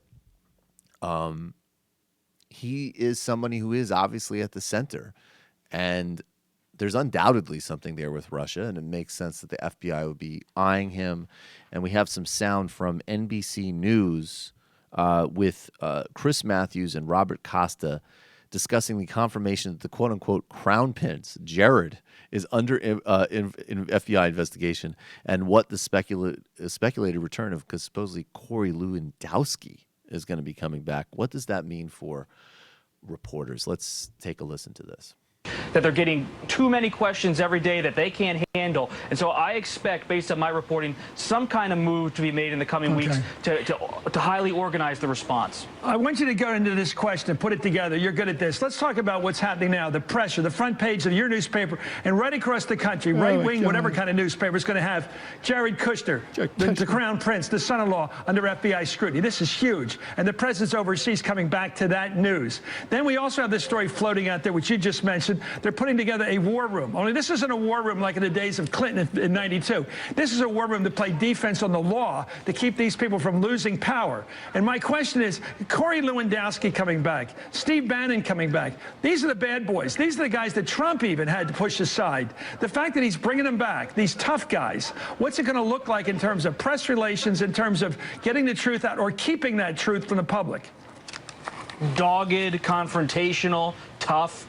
It's going to be a difficult moment, perhaps, for the press, because when you look at the people the president is surrounding himself with in private conversation right now, Bannon, of course, is already in the White House, but pay attention not only to Corey Lewandowski, the hard-edged campaign manager of the past, but also to David Bossie, the former congressional investigator who was highly involved in different investigations on the Hill for Republicans on Bill Clinton during his presidency. He's now talking regularly with the president about how to respond to this crisis, how to build some kind of operation. And these, as they say in the political world, are knife fighters. They come in to fight, not just to settle the score and just to calm things down. Okay, so a couple of things there. Yes, Donald Trump over the next couple of weeks is going to double up on thuggism. That's the response and the instinct that he has always had anytime he's in any type of threatening situation. Now, obviously, he's completely unequipped for this job. He's stressed out of his mind. This is basically seems like the first time he's ever really even worked in his life.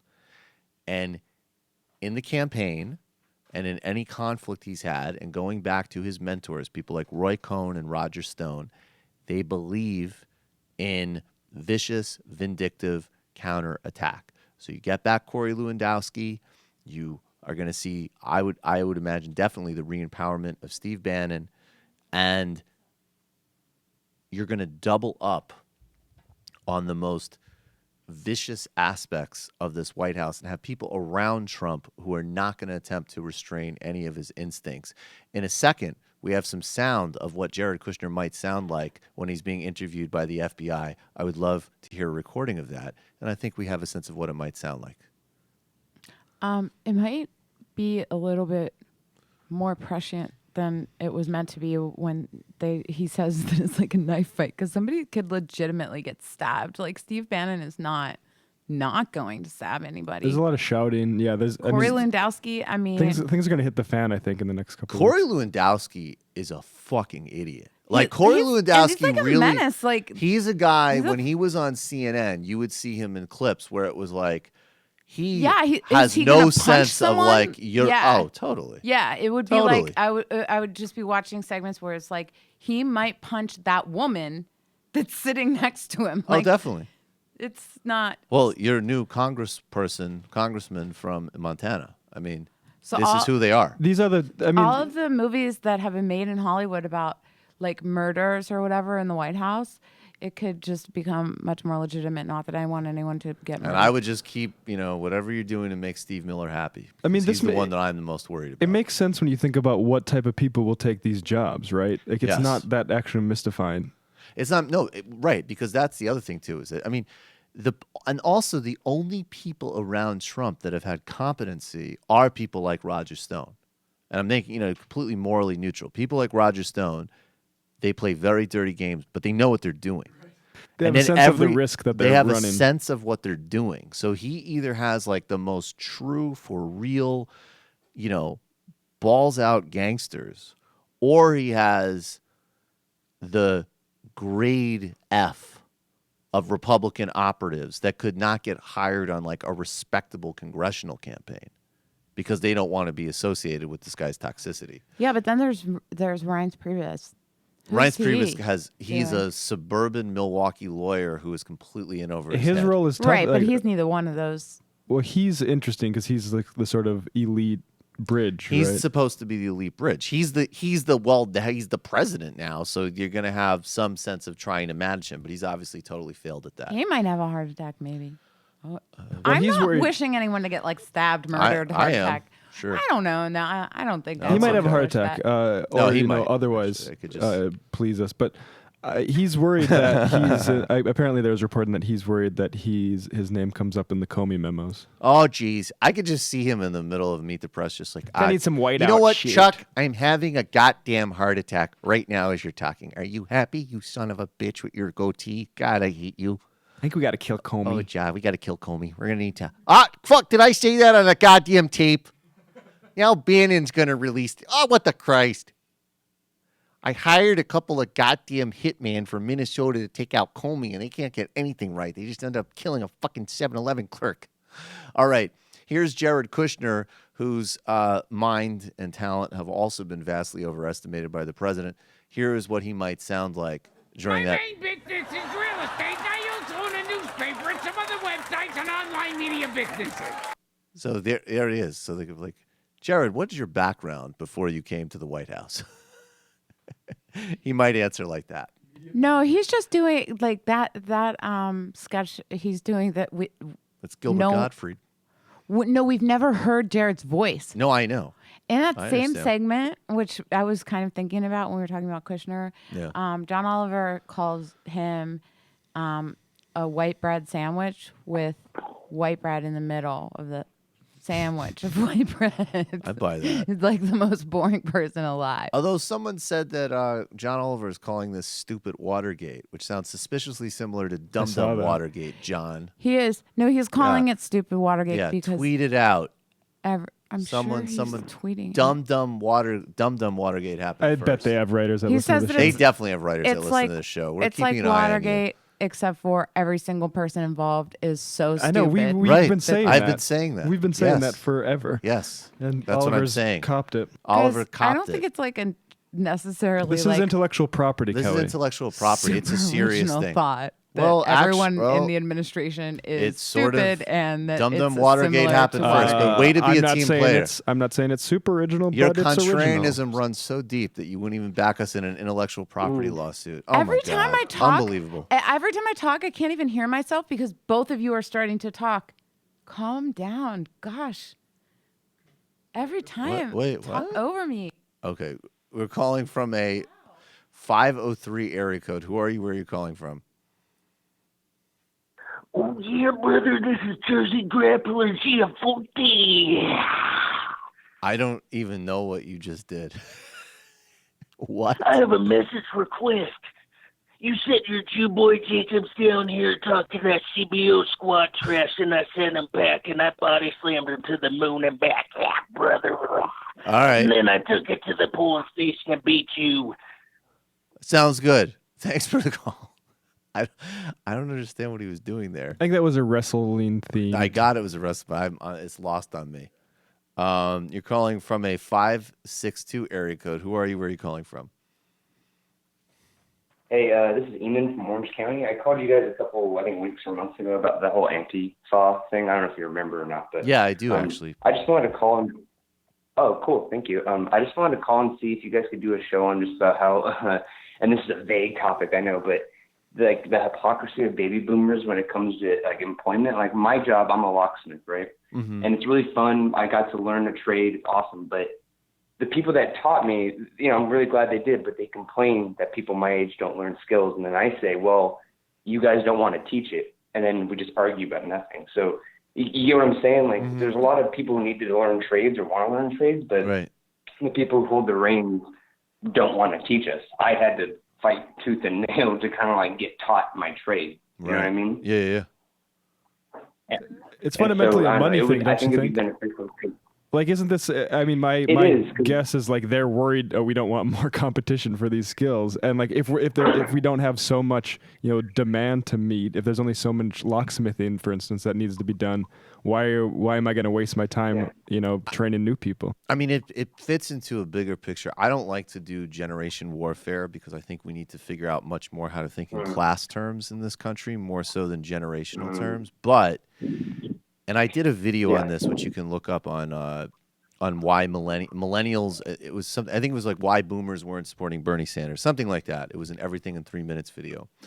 But the point was with boomers that is distinctly frustrating about some of them, obviously not all of them, but boomers that, embrace neoliberal economics or became Republicans or won't make way for people in the new economy, was that they were the generation, particularly, older baby boomers, if they were educated and they got an opportunity, this was the time, and obviously there's other variables in terms of gender and race, but overall, like, this was the time where it's like, you went to medical school, you're going to make money. There was such clear social engagement, and you can go to college because of public investment and leave a great state university and, pay a couple $100 a semester. They were the product of the sort of one of the most significant expansions of social investment in the country. And they sort of became like the individual equivalent of these tech mythologies, which was like, as Matt always points out, the innovation that was all dependent on government investment, on broader societal buy-in and agreement. And I remember, I've sat across from people saying like, I don't want, why should I pay more taxes? And it's like, well, actually, partially because, you're a family that was lower middle class. We had a progressive tax rate. So you went to college basically for free. Now you're rich and you want to pull the ladder up. So it is something that's very broadly distorted in that generation's understanding. Not all people, obviously. And again, I would think of it more as a class issue. But the boomers benefited from a distinctly benign environment, which they don't seem to want for other people. And then that runs along with all these stupid articles like, millennials are so entitled and all this crap, when it's like, no, actually overall, millennials, there hasn't been a real raise in wages since before millennials have been, most of us were even born. And then, people are drowning in student debt. So that's, that becomes like some dumb cutesy article about, this is what millennials are always on Snapchat in the workforce, but not an actual serious conversation of the economy and how it works and doesn't work for people. Yeah, you actually just took the words out of my mouth, because the people that run the business have worked there since the 60s, and some of them served in the military and got college educations through like the GI Bill. Right. And I'm always like, well, that's cool, but I don't have that. I work really hard. I'm not trying to make myself seem cool, but I've had a job since I was 16. I've had to work. Right. And I'm always like, well, if I want a raise, shouldn't I get one? Well, the business. And it's like, whoa, you understand that I don't have an education, a college education. I can't buy a house, but I should work harder for you to give me 50 cents. Like there's a big disconnect, and I do see it as class-based as well as, generational, but I do see it as class. But I'll let you go, but thank you for taking my call. How old are you?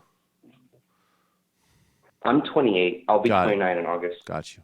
Oh, what? Okay, fellow props. All right, man. Thanks for the call. Bye. All right. Bye, guys. Let's do some more sound. So speaking of generations, inequality, and massive scumbaggery, let's talk about Ken Langone. He's the co-founder of Home Depot. He's a multi-billionaire. He's also one of the worst human beings on planet Earth. He's a truly extraordinarily despicable person. And he was talking with Neil Cavuto on Fox Business about a variety of things that he shouldn't be talking about. He was talking about waxing poetic about how great it is that Trump has proposed an incredibly vindictive, cruel austerity budget. And then that led to a conversation about food stamps. Just think for a moment. You're a multi-billionaire.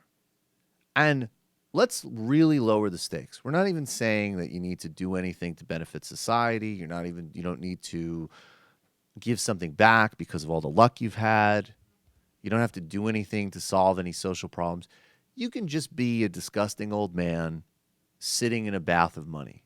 Just don't go on Fox and try to make life worse for people to literally take food out of people's mouths. This is the kind of depravity that we're talking about here. This is the kind of scumbag that Ken Langone is. And you'll listen to, he gets on the food stamps tangent, and then he has a brilliant theory about food stamps that I'm sure all the yes men and sycophants and sociopaths that surround him have co-signed on, because in fact it's been Republican policy in many states. Here's Ken Langone talking with Neil Cavuto. I recommend some type of palate cleanser after watching or listening to this. To bed hungry. No American should starve to death. That's part of our culture. That's part of our value system in America. On the other hand, we know what goes on. Hell, people use food stamps to buy marijuana. That's illegal. Or cocaine, or whatever the hell else these people use to get high. How do we make sure that we don't take a system that's well-intentioned that becomes badly abused? How do we take guys like me who outrageously get $40,000 a year from our government after I've done as well as I've done? $40,000 for what? Social Security. Oh yeah. So you don't. So you would be saying to Republicans as well, you know, I'm saying to a whole bunch of them. Right. I'm saying to a whole bunch of them. You're sick of it. Not that I'm sick of it. We have the technology today to be able to do a better job of administering these plans. This notion that if somebody gets in an accident and they take it to an emergency room, unless you show them an insurance card, they say, well, you got to die, you haven't got an insurance. That doesn't happen in America. Well, let me ask you this, that we have some numbers out from the CBO on the administration's, or more to the point, Republicans' American Health Care Act. Now, of course, you have arrived at hospitals, you do a lot of good for folks and all. Sometimes. But this calls for, would reduce federal deficits by $119 billion over the coming decade, but increase the number of people who aren't insured by 23 million in 2026 relative to the current law. And I don't know how they came to that conclusion. About 12 million have Obamacare now. So how they can come to the conclusion that 23 million by 2026 won't have it because of this. But what do you make of it? Let me say something. Go back all the way to the creation of Obamacare. I think they had one thing in mind when they created it: a single payer. That's what they wanted. And they created a law that guarantees, by its own failings, it'll have to end up being a single payer. Which would be the United States government. Which would be the government. And guess what? That's not what I think America wants. If I want to buy my own health insurance, as I should, and I want to pay for it as I can, then I should be able to do it. I think this was all a scheme going all the way back to how do we put a system in place that will collapse of its own weight. And that's what we've done. Well, let me ask you this.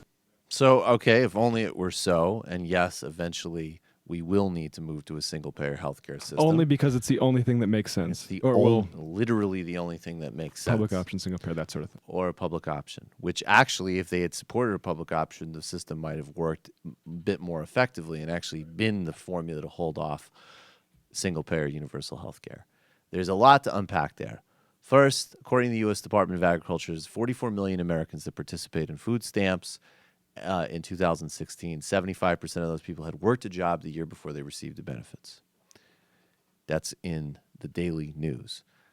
Many Republican governors, including now Scott Walker, has a new push out to do drug testing for people that take advantage of programs like food stamps.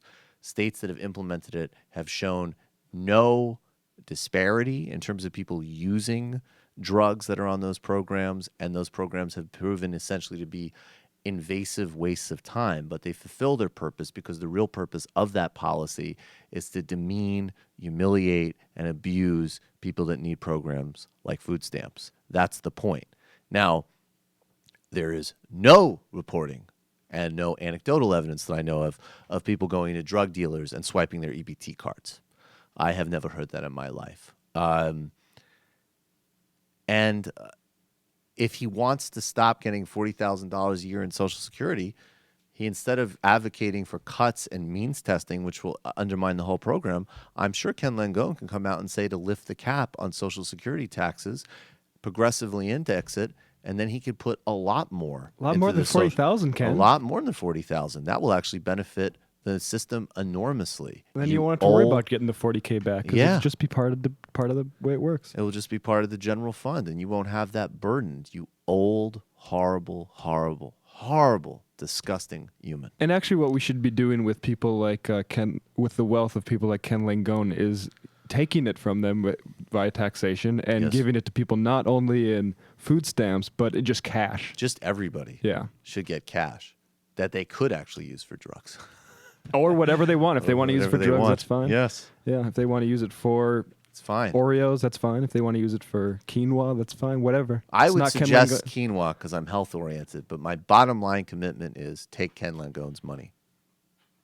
No one who created Home Depot should be worth that much. Now, we go from the sociopathic, the Scrooge-like, to the just, I don't even know. I don't even understand, even after all this time of doing his impression and trying to get into this mind. I get that he sounds like Mace. I get that he's very confused. I get that he's got this stealth arrogance, which is kind I'm of at awesome. peace with confusion. I'm at peace with confusion. Ben Carson, emerging from being stuck in an elevator, talking about the ride that his great-grandparents took as immigrants into this country, was on Sirius XM on Tuesday with the great Armstrong Williams. And he had some thoughts about people who were poor and their outlook on life. Let's check this out. I think poverty, to a large extent, is also a state of mind. Who has the right mindset, you can take everything from them and put them on the street, and I guarantee you, in a little while, they'll be right back up there. And you take somebody with the wrong mindset, you can give them everything in the world. They'll work their way back down to the bottom. So I mean, the thing to really be aware of this, and I'll get to the impression in a second, is that this is what Republicans think. This is not like, oh, there goes crazy Ben Carson talking about grains and dinosaurs or whatever. This is what they think.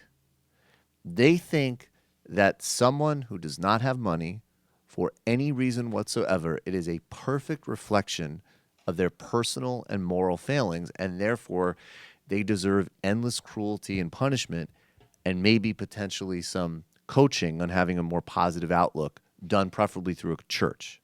That's what they believe. So Ben Carson here is not being an outlier talking to Armstrong Williams and going, it's really about, you could give me, like if you gave me a giant diamond throne, but if you have the wrong mindset, you'll lose the throne.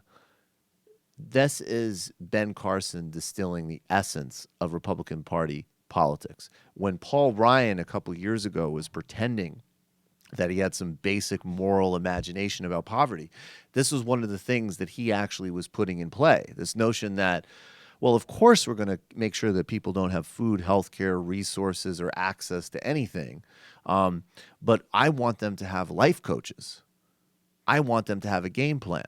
Now, game plan and mindset and everything else matters. And maybe on the extreme, there is a fraction of people in this country and on any bell curve that can rise and go anywhere in spite of exceptional circumstances. And then on the other extreme, maybe there are people who, through a variety of actual mental health issues, not mindset, might be undermined regardless of their position.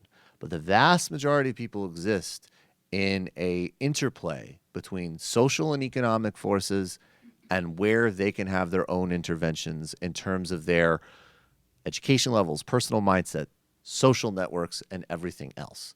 That's how the world works. And government is supposed to be there to provide a basic baseline for everyone. Everyone needs to have healthcare. Everyone needs to have housing. Everyone needs to have education, period. You don't need to be exceptional to earn those things in any decent moral society.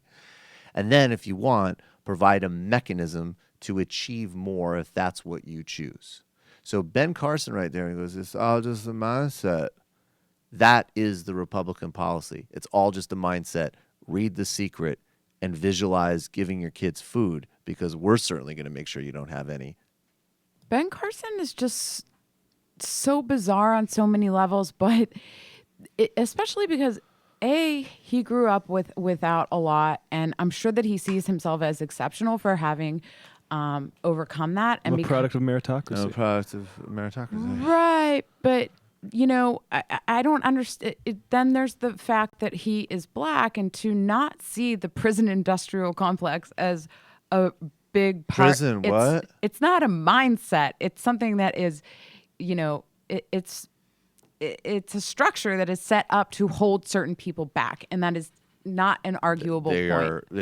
That's not only for them, not only is it an arguable point, it goes against every foundation of their worldview and belief system. Well, to me, it's an arguable point. I mean, does he think that he isn't black? Because the only argument for it is like, why would such a smaller part of the population be such a huge part of the prison population unless you think there's something they think wrong? Yeah, he does. That's so why so Ben Carson thinks that he's not that race or something. I don't know. I don't think it's about. I don't think it's. Yeah, sure. That's why. I mean, I don't know what he personally thinks, and I'm sure he understands that he's black. Maybe he just doesn't think it. Maybe he doesn't think about being black. I know that a major part of the reason he has popularity in the Republican Party is that they love a black figure that will tell them that racism and classism is justified. That's his role. It's him and Stacey Dash. It's like him and Stacey Dash. I don't even know who the heck else is like going around. What? I forgot what he said. He was going to say. Yeah, because you were spending your food stamps on weed. I forgot what you were going to say. All right, let's take another call. You're calling from a 651 area code. Who are you? Where are you calling from? Oh, yeah, brother. It is the Chris Lapaco. Yes, the Chris Lapaco. What's up, man? How you doing? Great to hear from you. Hey, I like your jacket. Where did you get that? I got this at It was someone else was shopping with me. Uniqlo. No, not Uniqlo. No. Yeah, No. Zara.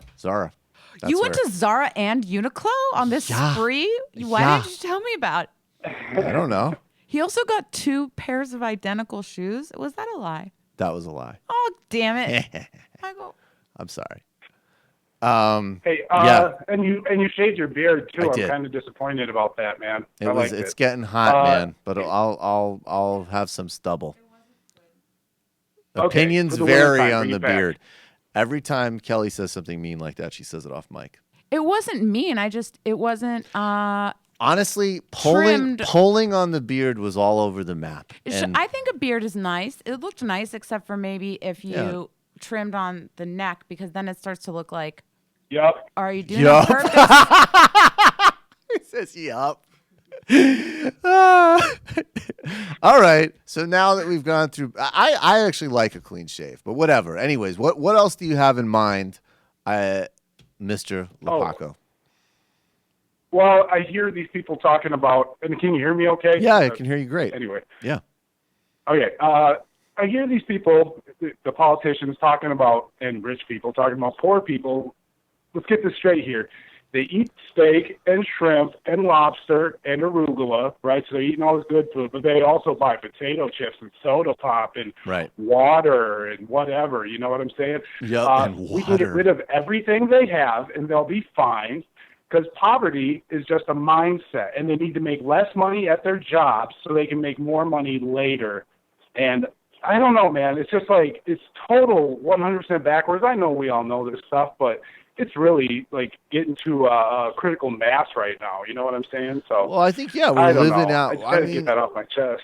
Yeah, I agree. I mean, look, I also think that there is, the other big problem with republicanism is you're taking, if your personal attitude, one's personal attitude should be, I have agency, right? Like, if you don't feel a sense of agency, I'm not talking about a diluted sense of agency, but some sense that you got power over your life, power to make decisions and everything else, you're going to be in pretty bad shape psychologically and emotionally, right?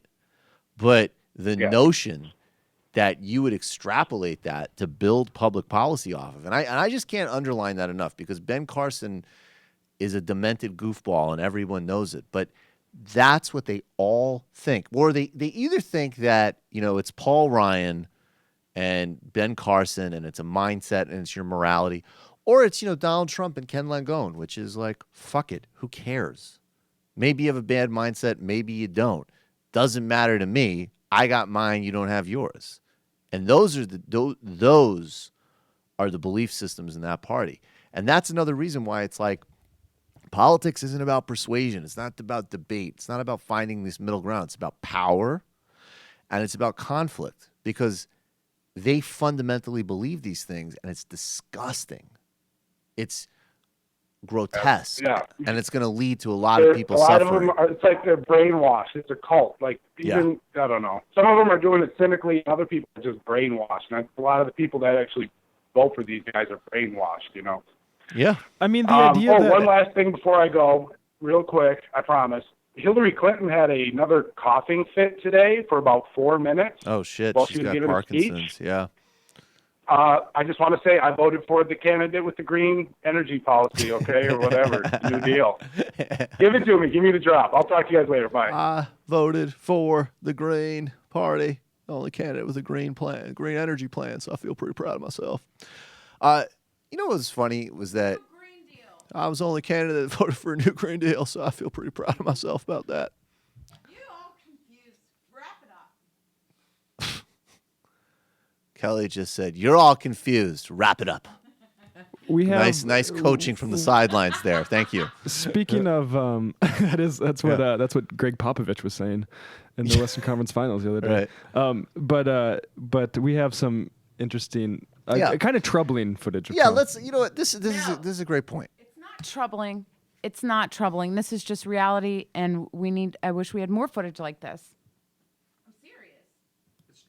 It's not okay. It's troubling to watch the president dazedly. Well, look.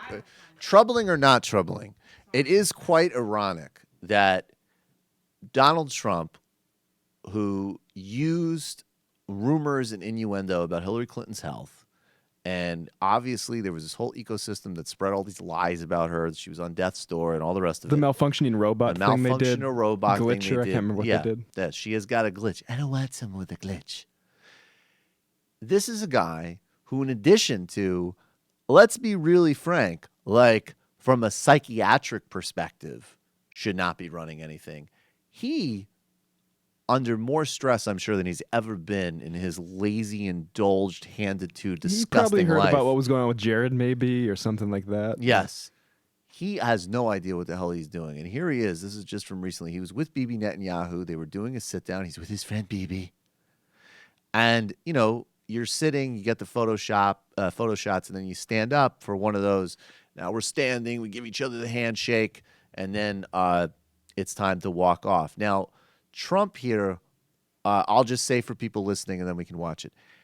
Bibi's ready for that handshake moment, and Trump, just with a vacant look in his face, stumbles off. And at the end, Bibi does have, and I cannot believe, because Bibi Netanyahu is a racist, far-right apartheid leader, but he does have this great face of just like, where is this schmuck going? What's going on?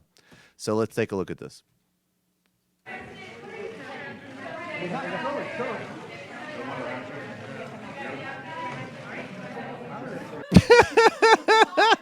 And Bibi's holding his hand out, looking at his security guy like, did he just do that? Like they literally, they stood up at the same time.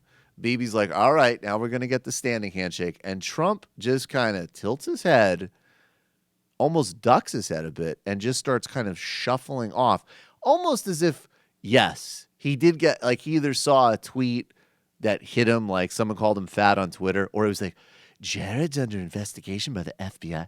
Not good. Now that I've seen that, before when I was screaming, I hadn't seen it. It is a little disturbing. No, it kind of almost with the head bobble sort of thing. It looks like it could be a blood sugar thing. I thought that too. Like when you stand up quickly and you have tunnel vision. Yeah, and I mean like he's older and well, I don't like my president to have blood sugar. I don't like mine. So a little bit low energy. I got I cannot wait. That's why common, it would be especially if you're doing way out of your normal routine. Especially if you've never done anything with your life until your 70s, yes. Or it could be everything's dementia. Exerting. Or it could be dementia. Or it could have syphilis. We can all play this game. Syphilis dementia, though. My bet is on the syphilis dementia hybrid. Yeah. Looks like a job for me. Wait a second. Do you want me to manipulate your brain, Mr. President? You know, syphilis is a mindset.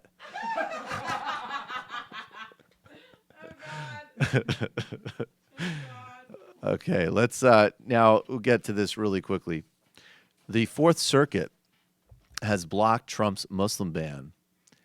And this basically is because Donald Trump, if you recall, there was the initial Muslim ban. They rushed it out. It was shockingly sloppily written and implemented, and it was a ban on 7 countries, including Iraq. Many people across the country, including myself, went and protested and demonstrated and blocked areas at airports, and it was a massive social uprising. I think actually really still the most kind of inspiring moment of this horrible time politically. And then they went back and they re-upped, and they brought out Kelly from Homeland Security and Jeff Sessions, and they said and they moved Iraq from the list because Mattis said, well, we can't actually fight ISIS if you're going to completely destroy and humiliate the Iraqis while they support us. They re-upped with something that was supposedly more serious and measured and well written, but the Hawaiian court struck it down again. And then it was supposedly not a ban anymore. But then as soon as it was struck down, Trump was whining that they got rid of the ban. They got rid of the ban again. And he kept tweeting about it. So the idiot couldn't stop calling it a ban, which is why the Fourth Circuit, which is known to be a pretty conservative court on national security and civil liberties issues, actually blocked the ban again. And here is Jonathan Turley. He's a law professor, I believe from Georgetown, on MSNBC, discussing the significance of this ruling. In defense of the challengers, this is a huge victory. The Fourth Circuit's viewed as not only a conservative circuit, it's viewed as the most deferential circuit on national security issues. So this is a shot that came out of nowhere for the administration. They really fast-tracked the Fourth Circuit because they thought they'd be singing to the choir on this one. So there you go. Jeff Sessions has vowed that they'll take it to the Supreme Court. We're going to take it to the Supreme Court. And I sure hope you know who buttered your bread, Mr. Golsevik, or whatever. Is that a Russian name? I shouldn't be meeting with you. You're calling from a 732 area code. Who are you? Where are you calling from? Hey, how's it going, Mike? This is Bilal from Jersey City. Hey, Duvall, what's going on, man? Oh, Bilal, excuse me. Hey, I misheard you. What's Bilal, going on? yeah. Sorry. Yeah. Good to hear your voice. No, it's all good. I had a question regarding the landscape of elections in general. It looks like no matter what left of center-left politicians do, they seem to be losing regardless, and they always lose with a small margin, at least recently, whether it's in the United States or abroad. And I'm thinking that Corbyn's going to lose also for that reason. And I just wanted to hear your thoughts on that. I mean, yeah, I'm going to let you go because the reception's a little bad, okay? Okay, yep. But you can still hear.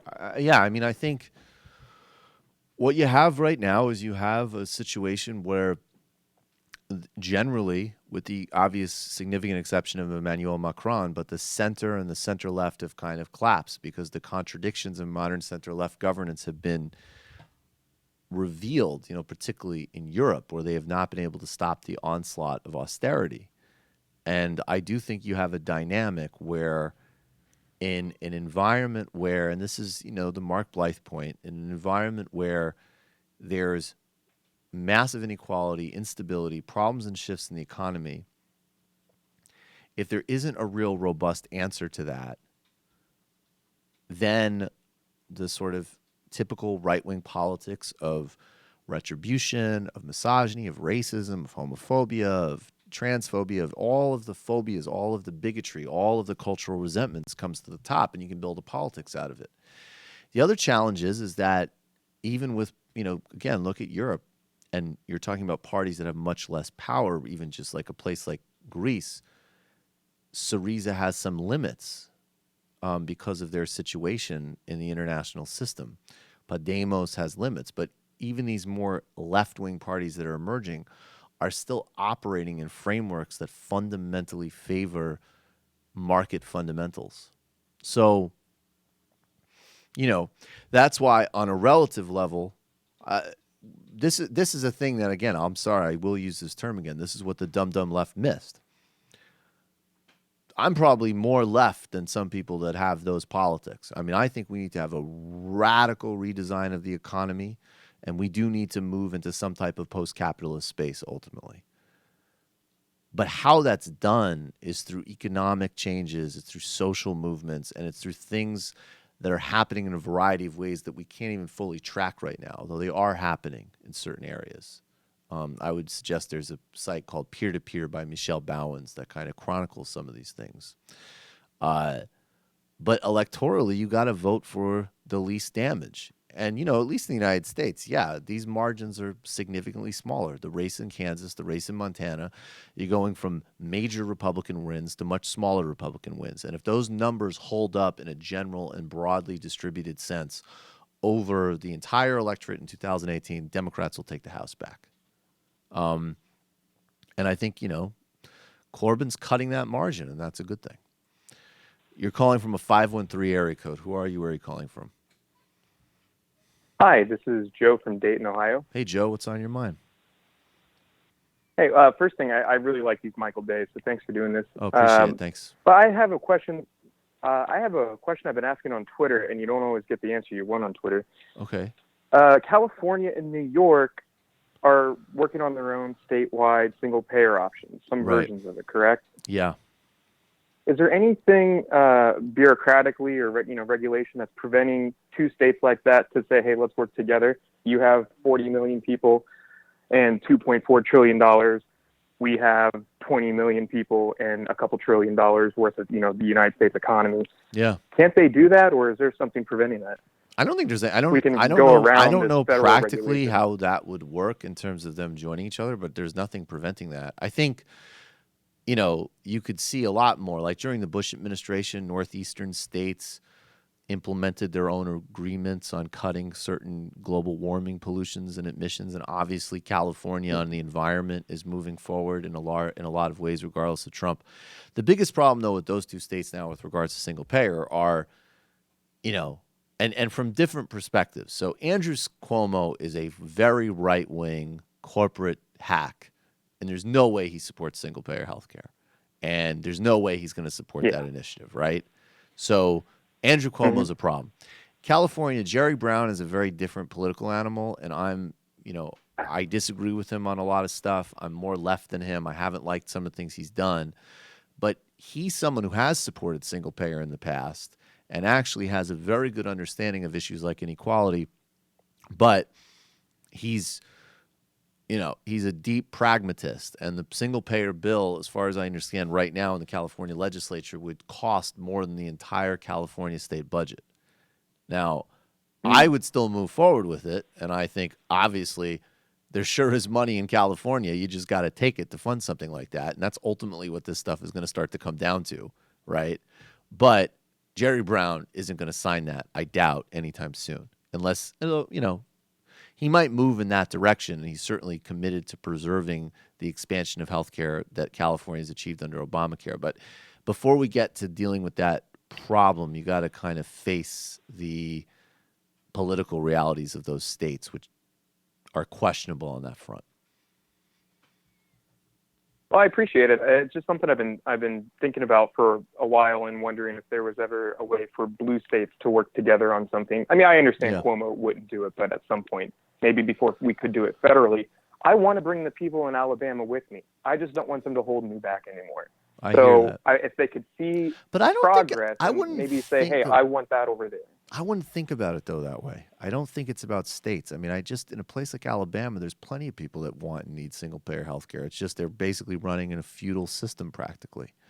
And in blue states, it's not like blue states are still horrible on inequality and on poverty and on neoliberalism. So, we got to think of it, I think, just in terms of, I have more in common with Rob Quist than I do with Andrew Cuomo.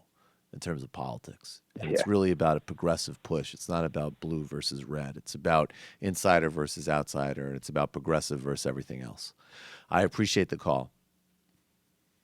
Me too. Thank you very much. Thanks, man. You're calling from a 951 area code. Who are you? Where are you calling from? Hi, this is David Turian from Southern California. Hey, David. What's going on? Hey. I've actually was thinking a lot about these stupid arguments I get on Facebook with, people that are lean more conservative. And it's just so overwhelming, like all this negative news and just daily deluge of everything Trump. It's like so easy to just give up and just think that this country is hopeless. Yeah. I struggle with that, but I think I just would share this is that I've been finding a lot of, I've been listening to a lot more music lately. Yeah. And I really am happy that, particularly in genres such as hip hop, there seem to be a lot of musicians that are, saying the things that are, You're thinking really, of like Kendrick Lamar and J. Cole, guys like that? Yeah. Well, even stuff like, I don't know if you saw the Grammys, but they had a performance of Tribe Called Quest of We the People. Yep. And I love that, like all that imagery of those people marching on the stage. I mean, it was just so powerful. It just seems like that sort of thing. I mean, I really think another example, I mean, this is like songs a year old, but like the songs by MIA, Borders, like with all the imagery. Yep. In the music video. You know what I'm talking about. Yeah, I know what you're talking about. Yep. Stuff like that. I really I'm almost like starting to feel like maybe like people like me or I think I might be taking the wrong approach by like just engaging with a lot of these people. And it's like, maybe I should just be promoting art that is putting in like a much subtler narrative that is so much more visually powerful. And like, it kind of slips under the radar and can probably reach people that, that are not really politically engaged, or I don't know. Yeah, I think art and culture are incredibly important. Yes, Matt? Soft power. Soft power. And I think that also, and I always try to make a distinction between, on a personal and human level and on an emotional level, there's, you can build bridges with a fair amount of people, but that's different than politics, right? So I don't think there's anything wrong with saying like, hey, we should make some efforts to not just be kind of arguing with each other online and isolated and alienated from each other. That is distinct from thinking that you're going to persuade somebody. As I say, I think the extent to which people on the left and liberals, I was just at this Sustainable Brands conference. We led this workshop, and there was a lot of, tons of people there. Right? A lot of, corporate sector people, but again, it's sustainability. So it's people who are at the very least concerned about the environment. And usually, that's going to track with plenty of other, this is a pro-marriage equality crowd. It's a liberal crowd. And one of the, events, and very good naturedly, was all about like, building bridges in an age of polarization. And no one on the other side you're not going to find building bridges in a age of polarization at a conservative conference. You're going to find, how do you win? And that's the perspective we need to have, because these are really important things, and these are just fundamental dividing lines. And I don't think it's about persuading people, and I don't think you're going to have much hope with that. I think in the long run, culture matters, and I think in the long run, with younger people, this whole experience might be the final gasp of something that's truly disgusting. And maybe there's some younger people that, a couple years ago, they're flipping around with Milo and Sam Harris and all this bullshit. And then all of a sudden, Trump is president. It's like, oh, fuck, I got to get serious. I got to actually read some real books and look at some real things here. So, but I agree, stay in touch with culture and don't worry about persuading people. I appreciate the call, man. Thanks. Oh, we have a Jimmy Reefer Cake song. Let's play it. It's called Pie in the Face. Weed pie? No, I don't know. I'm going to have to go for my lie pie on that one. I don't think that was truthful. All right, let's check it out. Oh my goodness, it was a lie. Other media war hawk pundits, from MSNBC to Fox News. They keep on smearing great people like Tulsi, 'cause they're scared their regime change war plans will lose. I say if you can punch a Nazi, can we punish the media too? For starting war after goddamn regime change war instead of telling the truth. They deserve a pie in the face. Pie in the face. Just a pie in their face. Yeah, being pretty nice to just go with a pie instead of something that could give them a big fat black eye. Every time you repeat a lie, you get a pie in the face. I bet it would be a kick-ass ratings draw. We're gonna change up this place. Anyone who repeats a lie, you get a pie in the face. You deserve a pie in the face. Pie in the face. Pie in the face. Take it. There was not one mention of weed. Yeah, I'm still a little bit thrown off. Do we have this What? image of Thomas Friedman? I'm going to do a very last Tulsi Gabbard thing because this is getting, I think, boring. If you love Tulsi and that's your thing, and it doesn't matter that one of her largest campaign contributors, as an example, is Lockheed Martin to you, and you know, plenty of politicians take money from arms manufacturers. I'm just saying, let's be real about who you're dealing with. About the purity levels. Yeah, about the purity levels of people. If it doesn't bother you that if you actually look at her record and rhetoric on terrorism, yeah, she's significantly better than George W. Bush and in some ways Donald Trump. She's basically advocating that really an Obama-type foreign policy just with a Trump-style rhetorical edge. That's what Tulsi Gabbard is talking about. So if you want a expansive global drone war and use of the phrase Islamic terrorism, and you like someone that was praised by the head of the American Enterprise Institute for her thinking, was invited to the Halifax Security Forum along with many other very serious neocons, which was sponsored by Lockheed. You don't have a problem with her voting for a refugee ban in 2015, and you don't have a problem with her being deeply close to Narendra Modi, who's the Indian prime minister who's complicit in mass killings, and at the very least complicit looking the other way in Gujarat, then great, Tulsi Gabbard is pure. But if you're not willing to look at that record and take her in seriously and you're just looking for another savior figure, then great. And look, I'll tell you, I like her record on the environment. I like that she didn't used to, but she's come out for single payer, and then another not pure position of hers. I generally am pretty non-interventionist, although I'm non-interventionist for different reasons than her. I'm not pro-Assad. And I like that she endorsed Bernie. She's not your savior. She's not your friend. If you don't want to look it up and get her record, fine. Your But savior didn't go to Trump Tower on November 21st to meet with the guy and say she'd work with him. There you That's go. collaboration. That's collaboration. That's Vichy Democrats. But if you love her and that's your thing, cool. I can't keep talking about it anymore. It's getting boring. Do you have that picture of look, Jimmy, look up several years ago, Thomas Friedman got a pie in the face. But the weird, I just want to return to that subtext of that. Yes. That, and maybe I wasn't listening terribly closely, but is he defending, attacking the media? No, I think he's saying that he's drawing it's a stretch. He's saying if we're cool at Richard Spencer getting punched in the face, that a Nazi, that people who support intervention on TV should get a pie in the face. I think the comparison's dumb, but I don't have a problem with obnoxious media people getting a pie in the face. Fair enough. Whatever. That's forward. Yeah, fine. Forward momentum. Ryan from Ohio, hopefully I won you back with that joke. Yes, you did. That was a decent Ivanka and Trump joke. Jimmy, Michael, as a fellow left of left citizen, can you explain your dislike of Tulsi Gabbard? I just did. Kike the Cuck. I've always wanted to body slam Jesse Waters. Thank you, Rep. Gianforte, for making it okay for me to do this. You may not be a woman, but you certainly broke a glass ceiling over the head of a liberal Jewish supporter.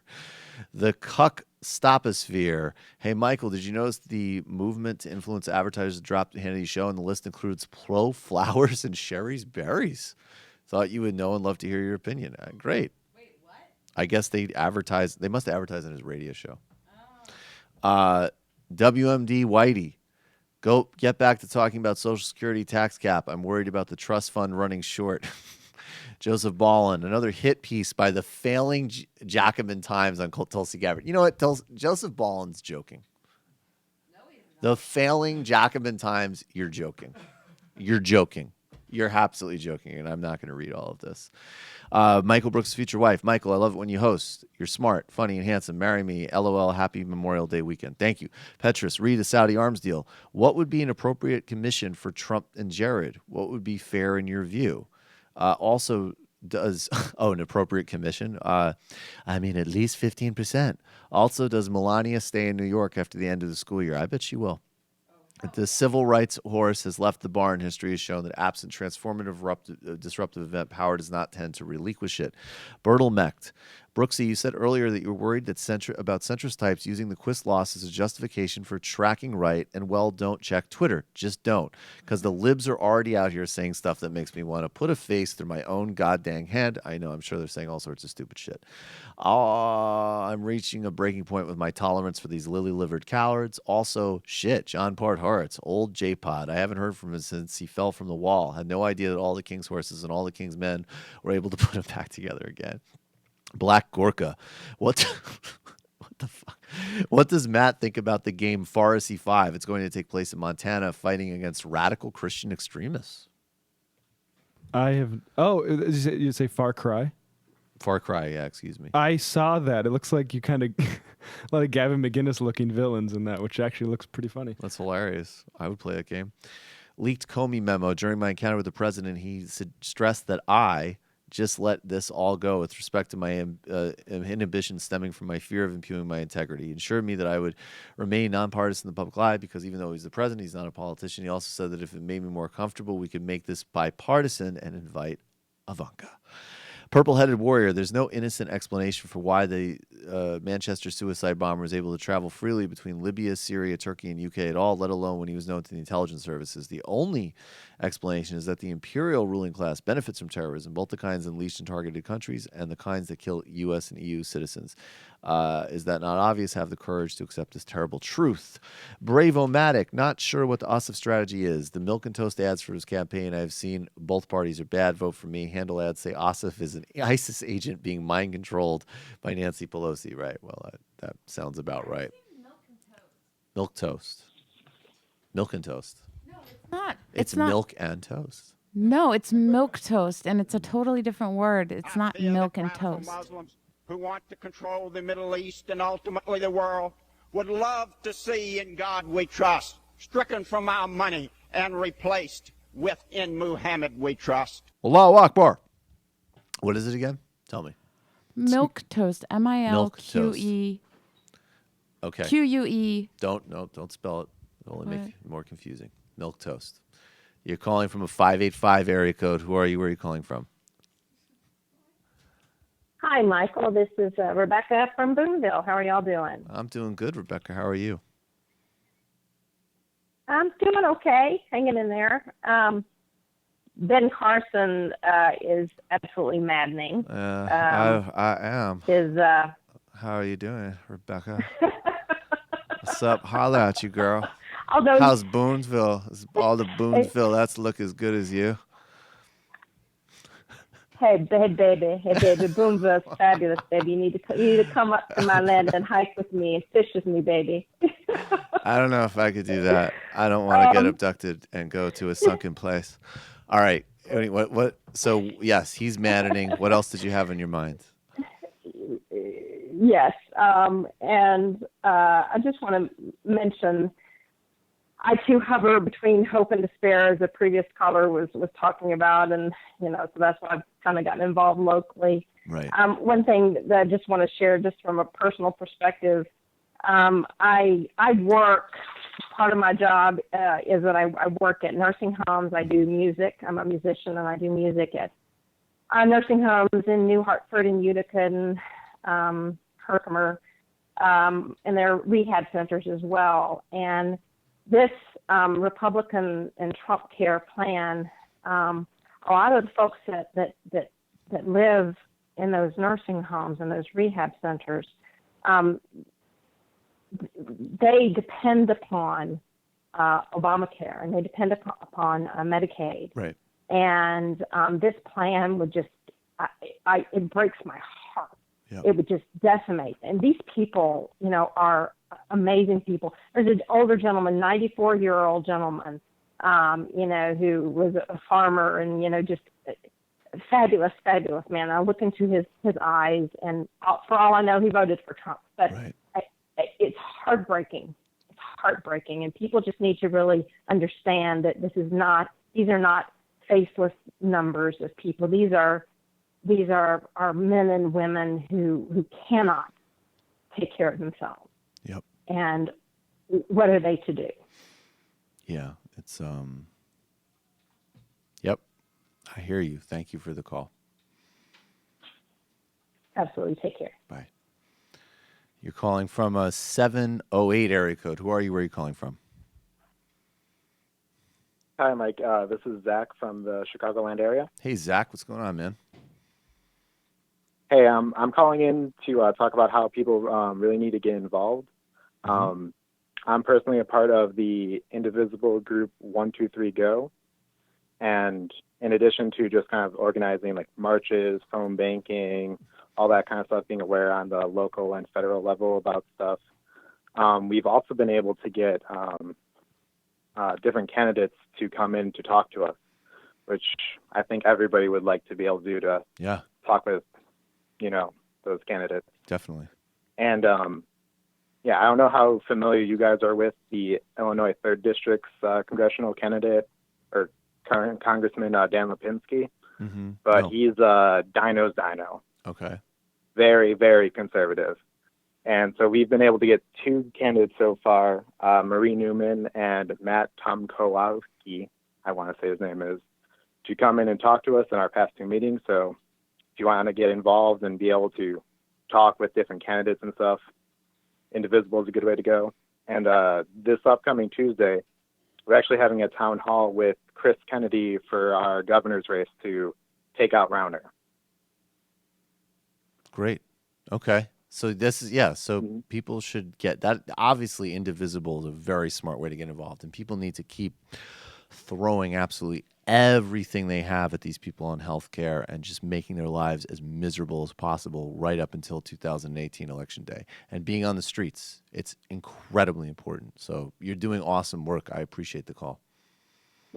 Thank you, man. Yep. Thank you. Have a nice weekend. You too. You're calling from an 808 area code. Who are you? Where are you calling from? Mikey, this is James from Riverside. Hey, what's going on, dude? What's on your mind? Nothing much. I thought it was pretty interesting that Gianforte won in Montana. Yeah. It turned out that 90% of the money spent in that area went to him. Mm-hmm. So it's kind of interesting how well Quist did, and what's his name? There was a third-party guy too, wasn't there? Yeah, I think there was a Libertarian that got about 5, or the Libertarian got a little bit of the third. Not much. It wasn't quite that. It wasn't. It's just amazing, like how many resources had to go into that just for them to get that margin alone. Because I feel like if the 90% of the money went the other way, it would have been. Like, it definitely would have made a real difference. But and then I was just wondering, like, when Angela Merkel has to explain to Trump like 11 times that he can't make a specific trade deal with Germany alone because they're part of the EU and he would have to do the whole Europe, like 11 times. Mm-hmm. Fuck, man. Like, he's a moron. How stupid does it get? Well, it's going to get even more and stupid. And then pure nepotism with the $100 too. million Saudi fund. Yeah. But I was wondering what do you feel like by the end of this year? Obviously 2018 is going to shape up to be a very interesting time in politics, and with the trends you're seeing and how, like, Montana was able to retain that, and then you have, what is it, North Dakota that's coming up, or no, Georgia. Georgia. Yep. Yeah. So if Ossoff wins, what is your perspective on where 2018 will head, and then what do you think? I think if things continue Sam as thinks as I well? don't know. I don't know what Sam thinks. I can only speak for myself. But I You think haven't that if talked things, about him. well, we've Talked about it talked. with I mean, him at all? it's early, but I guess I think, and probably he thinks too, that if the trend holds up and everything keeps going the direction it's going in, I think Democrats are very well poised to take back the House. Not in the kind of fashion that you might want. You might think and hope that after a couple of weeks of watching all of these people in action, that you might just take a seat in Montana or Kansas. But the truth of the matter is that with those races, I mean, what they said earlier is right, that the cut in those margins, you're going from significant double-digit wins to 6 and 7-point wins. If that carries over for the rest of the country, you're looking at a Democratic House. All right, I appreciate the call, man. Take care. Later, Mike. Later. Bye. All right, Matt in the BK. Michael, I had to leave early the other day, and I hadn't had time to listen to the recording, so I didn't know how you got to my IM posting that Trump is so bizarrely awkward on top, and instead of mere psychopathy or sociopathy or narcissism, he might have some form of Asperger's. I think it could explain certain obsessive behavior, but I would hate for him to have any excuse. Yeah, I have no clue. I mean, I do think probably narcissism is a pretty safe bet. Damn, work call. We'll have to start the podcast at 1:30 mark. Having to work during show hours sucks. Let's see. Okay, Jimmy. Oh, thanks for the info. Much appreciated, Mike, on Tulsi Gabbard. Beefy Richard, I imagine the scene must have played out in the White House before the international tour. Aid, Mr. President, sometimes Americans traveling abroad are perceived as, Trump. Sure, I can do that for you. But Mr. President, I didn't exactly. You said I'd do it. You won. Go away. I don't understand. A Square. MR will need a long weekend. Sad to see loss in Montana election, which now raises the stakes in Georgia more. Sam, Mike, please tweet about the normalization of Pence, which has started in earnest as he is POTUS and waiting. David Frum asked Bill Maher audience to accept them as option, and Trump and Maher agreed. I've heard this from some Dems. True, scary. Have a good weekend. Yeah, that's really, really, really stupid. I think we should do that. Bo Ghetto knockout game. That's what it was. Let's go play the knockout game with some real artillery. Let's do this. Fuck you, Seth Rich. White boy. How come you never talk about the secondary and tertiary costs associated with the uninsured? I guess because I don't think that, I mean, it's important, but I don't think that that's necessary. I think it's a basic first order argument. Everybody needs to have health care, period. I am Sock. Maybe Gian Fort will make a federal case so Trump can pardon him. The red telephone. It was called okay, got it. This is going to be one of those things I can see. Neff, safe travels and enjoy your long weekend, everyone. Okay, 2 more calls and then a few more IMs and then we're out of here. You're calling from a 541 area code. Who are you? Where are you calling from? What'd you say? This is Ms. Clarity from BFEO. How's it going? Eastern Oregon. How are you? Pretty good this week. My depression is manageable. Okay. And I got a gig tonight. Great. Which always is good. Great. I'm a musician, which Great. means I have taken a vow of poverty. And I wanted to crosstalk a little bit because I recommend your show on his show. Bob Kincaid is in West Virginia. Yep. And he does He's a great. self-funding podcast, and he speaks highly of Sam, and we all are in the same, progressive boat, very small boat, but whoever we can help get their voice out is good. Yep. And he's having a health crisis himself. He's in a state with no coverage, no Medicare waiver, nothing. Yep. And he's, just kind of self-medicating what he can afford, and everything's out of pocket. And there's, millions of people there still. The way the GOP wants to go is going to cover less people, So we know just basically it's going the wrong direction. Yep. And the thing I wanted to call about today is the Gang of Six in the Senate, Hatch, and et cetera, the ultra-conservatives who hold their Bible up with one hand and slap you with the other one, are trying to get the waivers pushed through. And once the state waivers are pushed through, nobody has any, semblance of what should be real health care. They can define it as they wish, go down to Alabama with the health care standards, just like they did with the banks, moving it to South Dakota back in, the 90s. So, it's a shell game, and we need to call them on it as often as we can. I agree. Thank you so much for the call. I guess that's my health report. Appreciate it. Yeah, love you. Keep it up. Thank you so much. Bye. Be well. Have a good gig. Bye. Okay, final call. You're calling from an 860 area code. Who are you? Where are you calling from? Hi, it's Adam from Hartford, Connecticut. Hey, what's going on, Adam? I just want to say, I think the Democrats were pretty naive to think that Gianforte would lose the Montana race. Like, come on, man. It's Montana. Yeah. Well, I mean, John Tester, Brian Schweitzer. I mean, Democrats have won. I agree, though. I mean, I definitely thought it was a very big uphill battle for sure.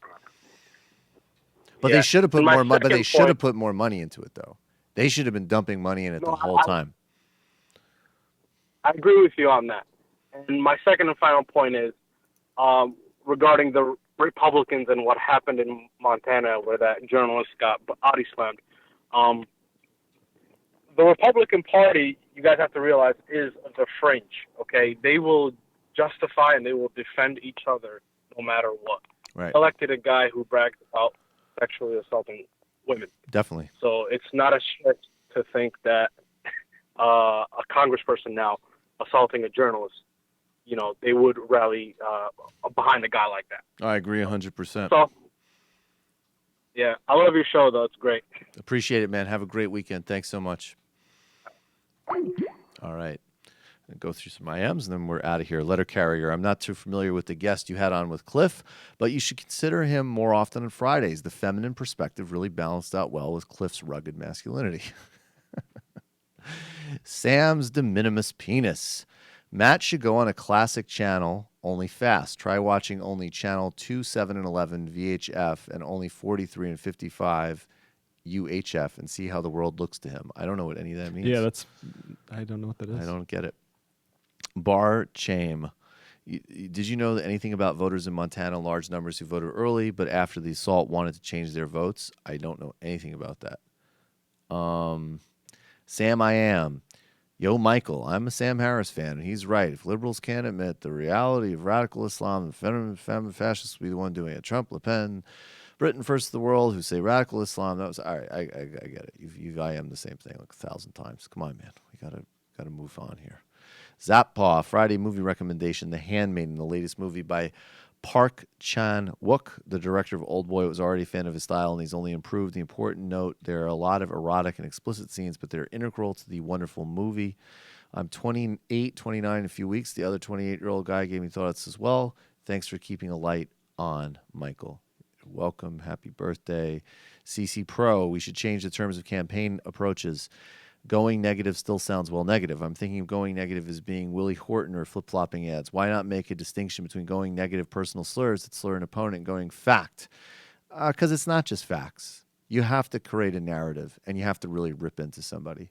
I should say, too, I also wouldn't, if the personal makes sense, I would use it, too, as long as it wasn't exploiting somebody's gender or sexuality or race.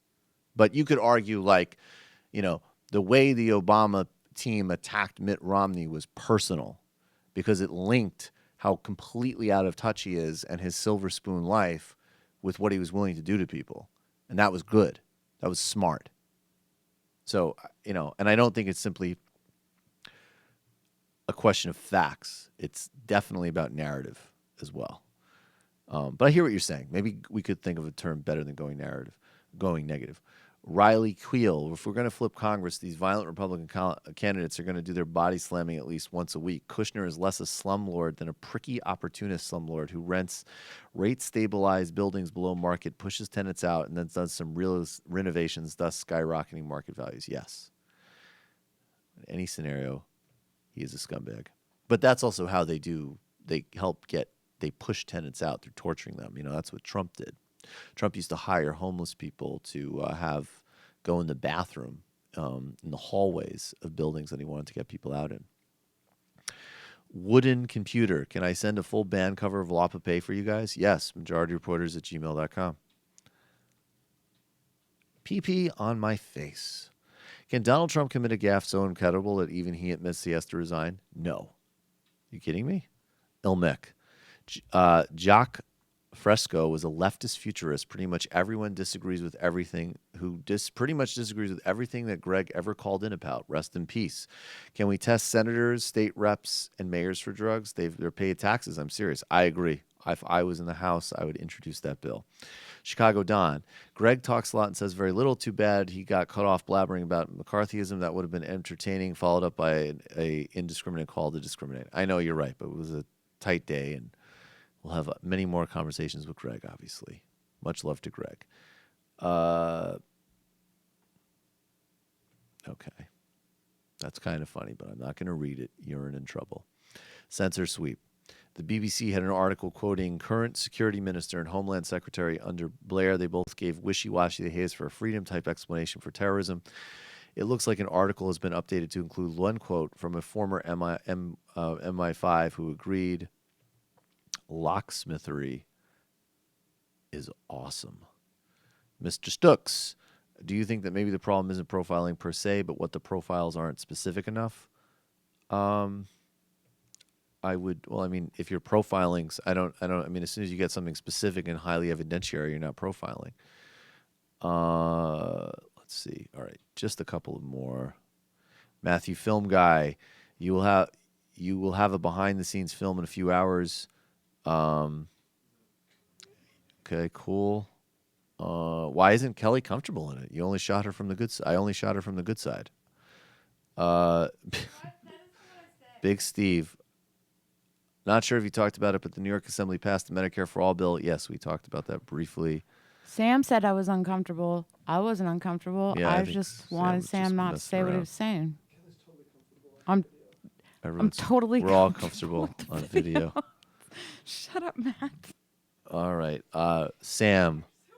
Hello? Is this the phone sex line? Can you read me a Social Security report? Just read it really slowly. Colin Doucet. Okay, I can't read all that, dude. I'm sorry. It is a funny premise, though. Jimmy Reefer Cake. The Tulsi article. Aloha. Hope you like my song, Michael. Don't freak out because I mentioned Tulsi. The Tulsi article he tweeted out, which is a great article from Jackman, looks like an author that needs a pie in the face. We love her. Okay, dude, I get it. That is a kind of fandom that I got you. Between Matt's killer Bill Clinton impression earlier this week, and his you did a Bill Clinton earlier this week? That's cool. And you broke my Game Boy. He's low-key surpassed Michael as MR's resident funny man. Step it up, Brooks. Also, Kelly needs to get in on the impression game. She should try an Ivanka or maybe a DeVos and a Gorka, of course. Thank you. Have a great weekend. I barely do the normal talking, and you guys want me to do impressions. What is happening? Stop. Okay. I'm sorry, everybody. I'm definitely not going to get to all of these. Let's see. Do about 3 more.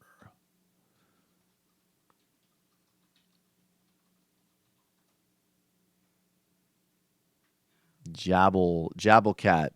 The only thing why Macron moved would have been better if he'd gone to smooth his hair back when Trump stuck his hand out. That would have been funny.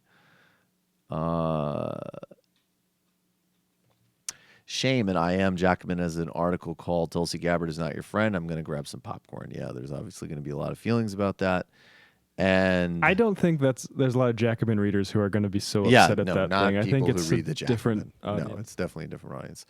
Mr. Fan, I'm a first IMer, newish member. Appreciate the humor, serious conversations. Michael's impressions, especially of Sam, MR support in dark times. Thank you so much. Remember.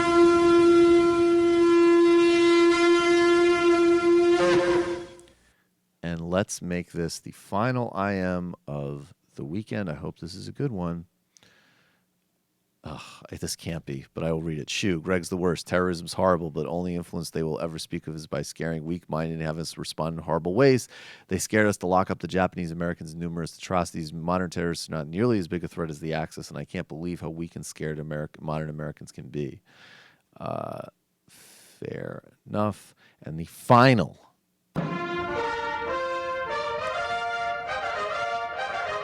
IM of the day, producer Lauren, wait.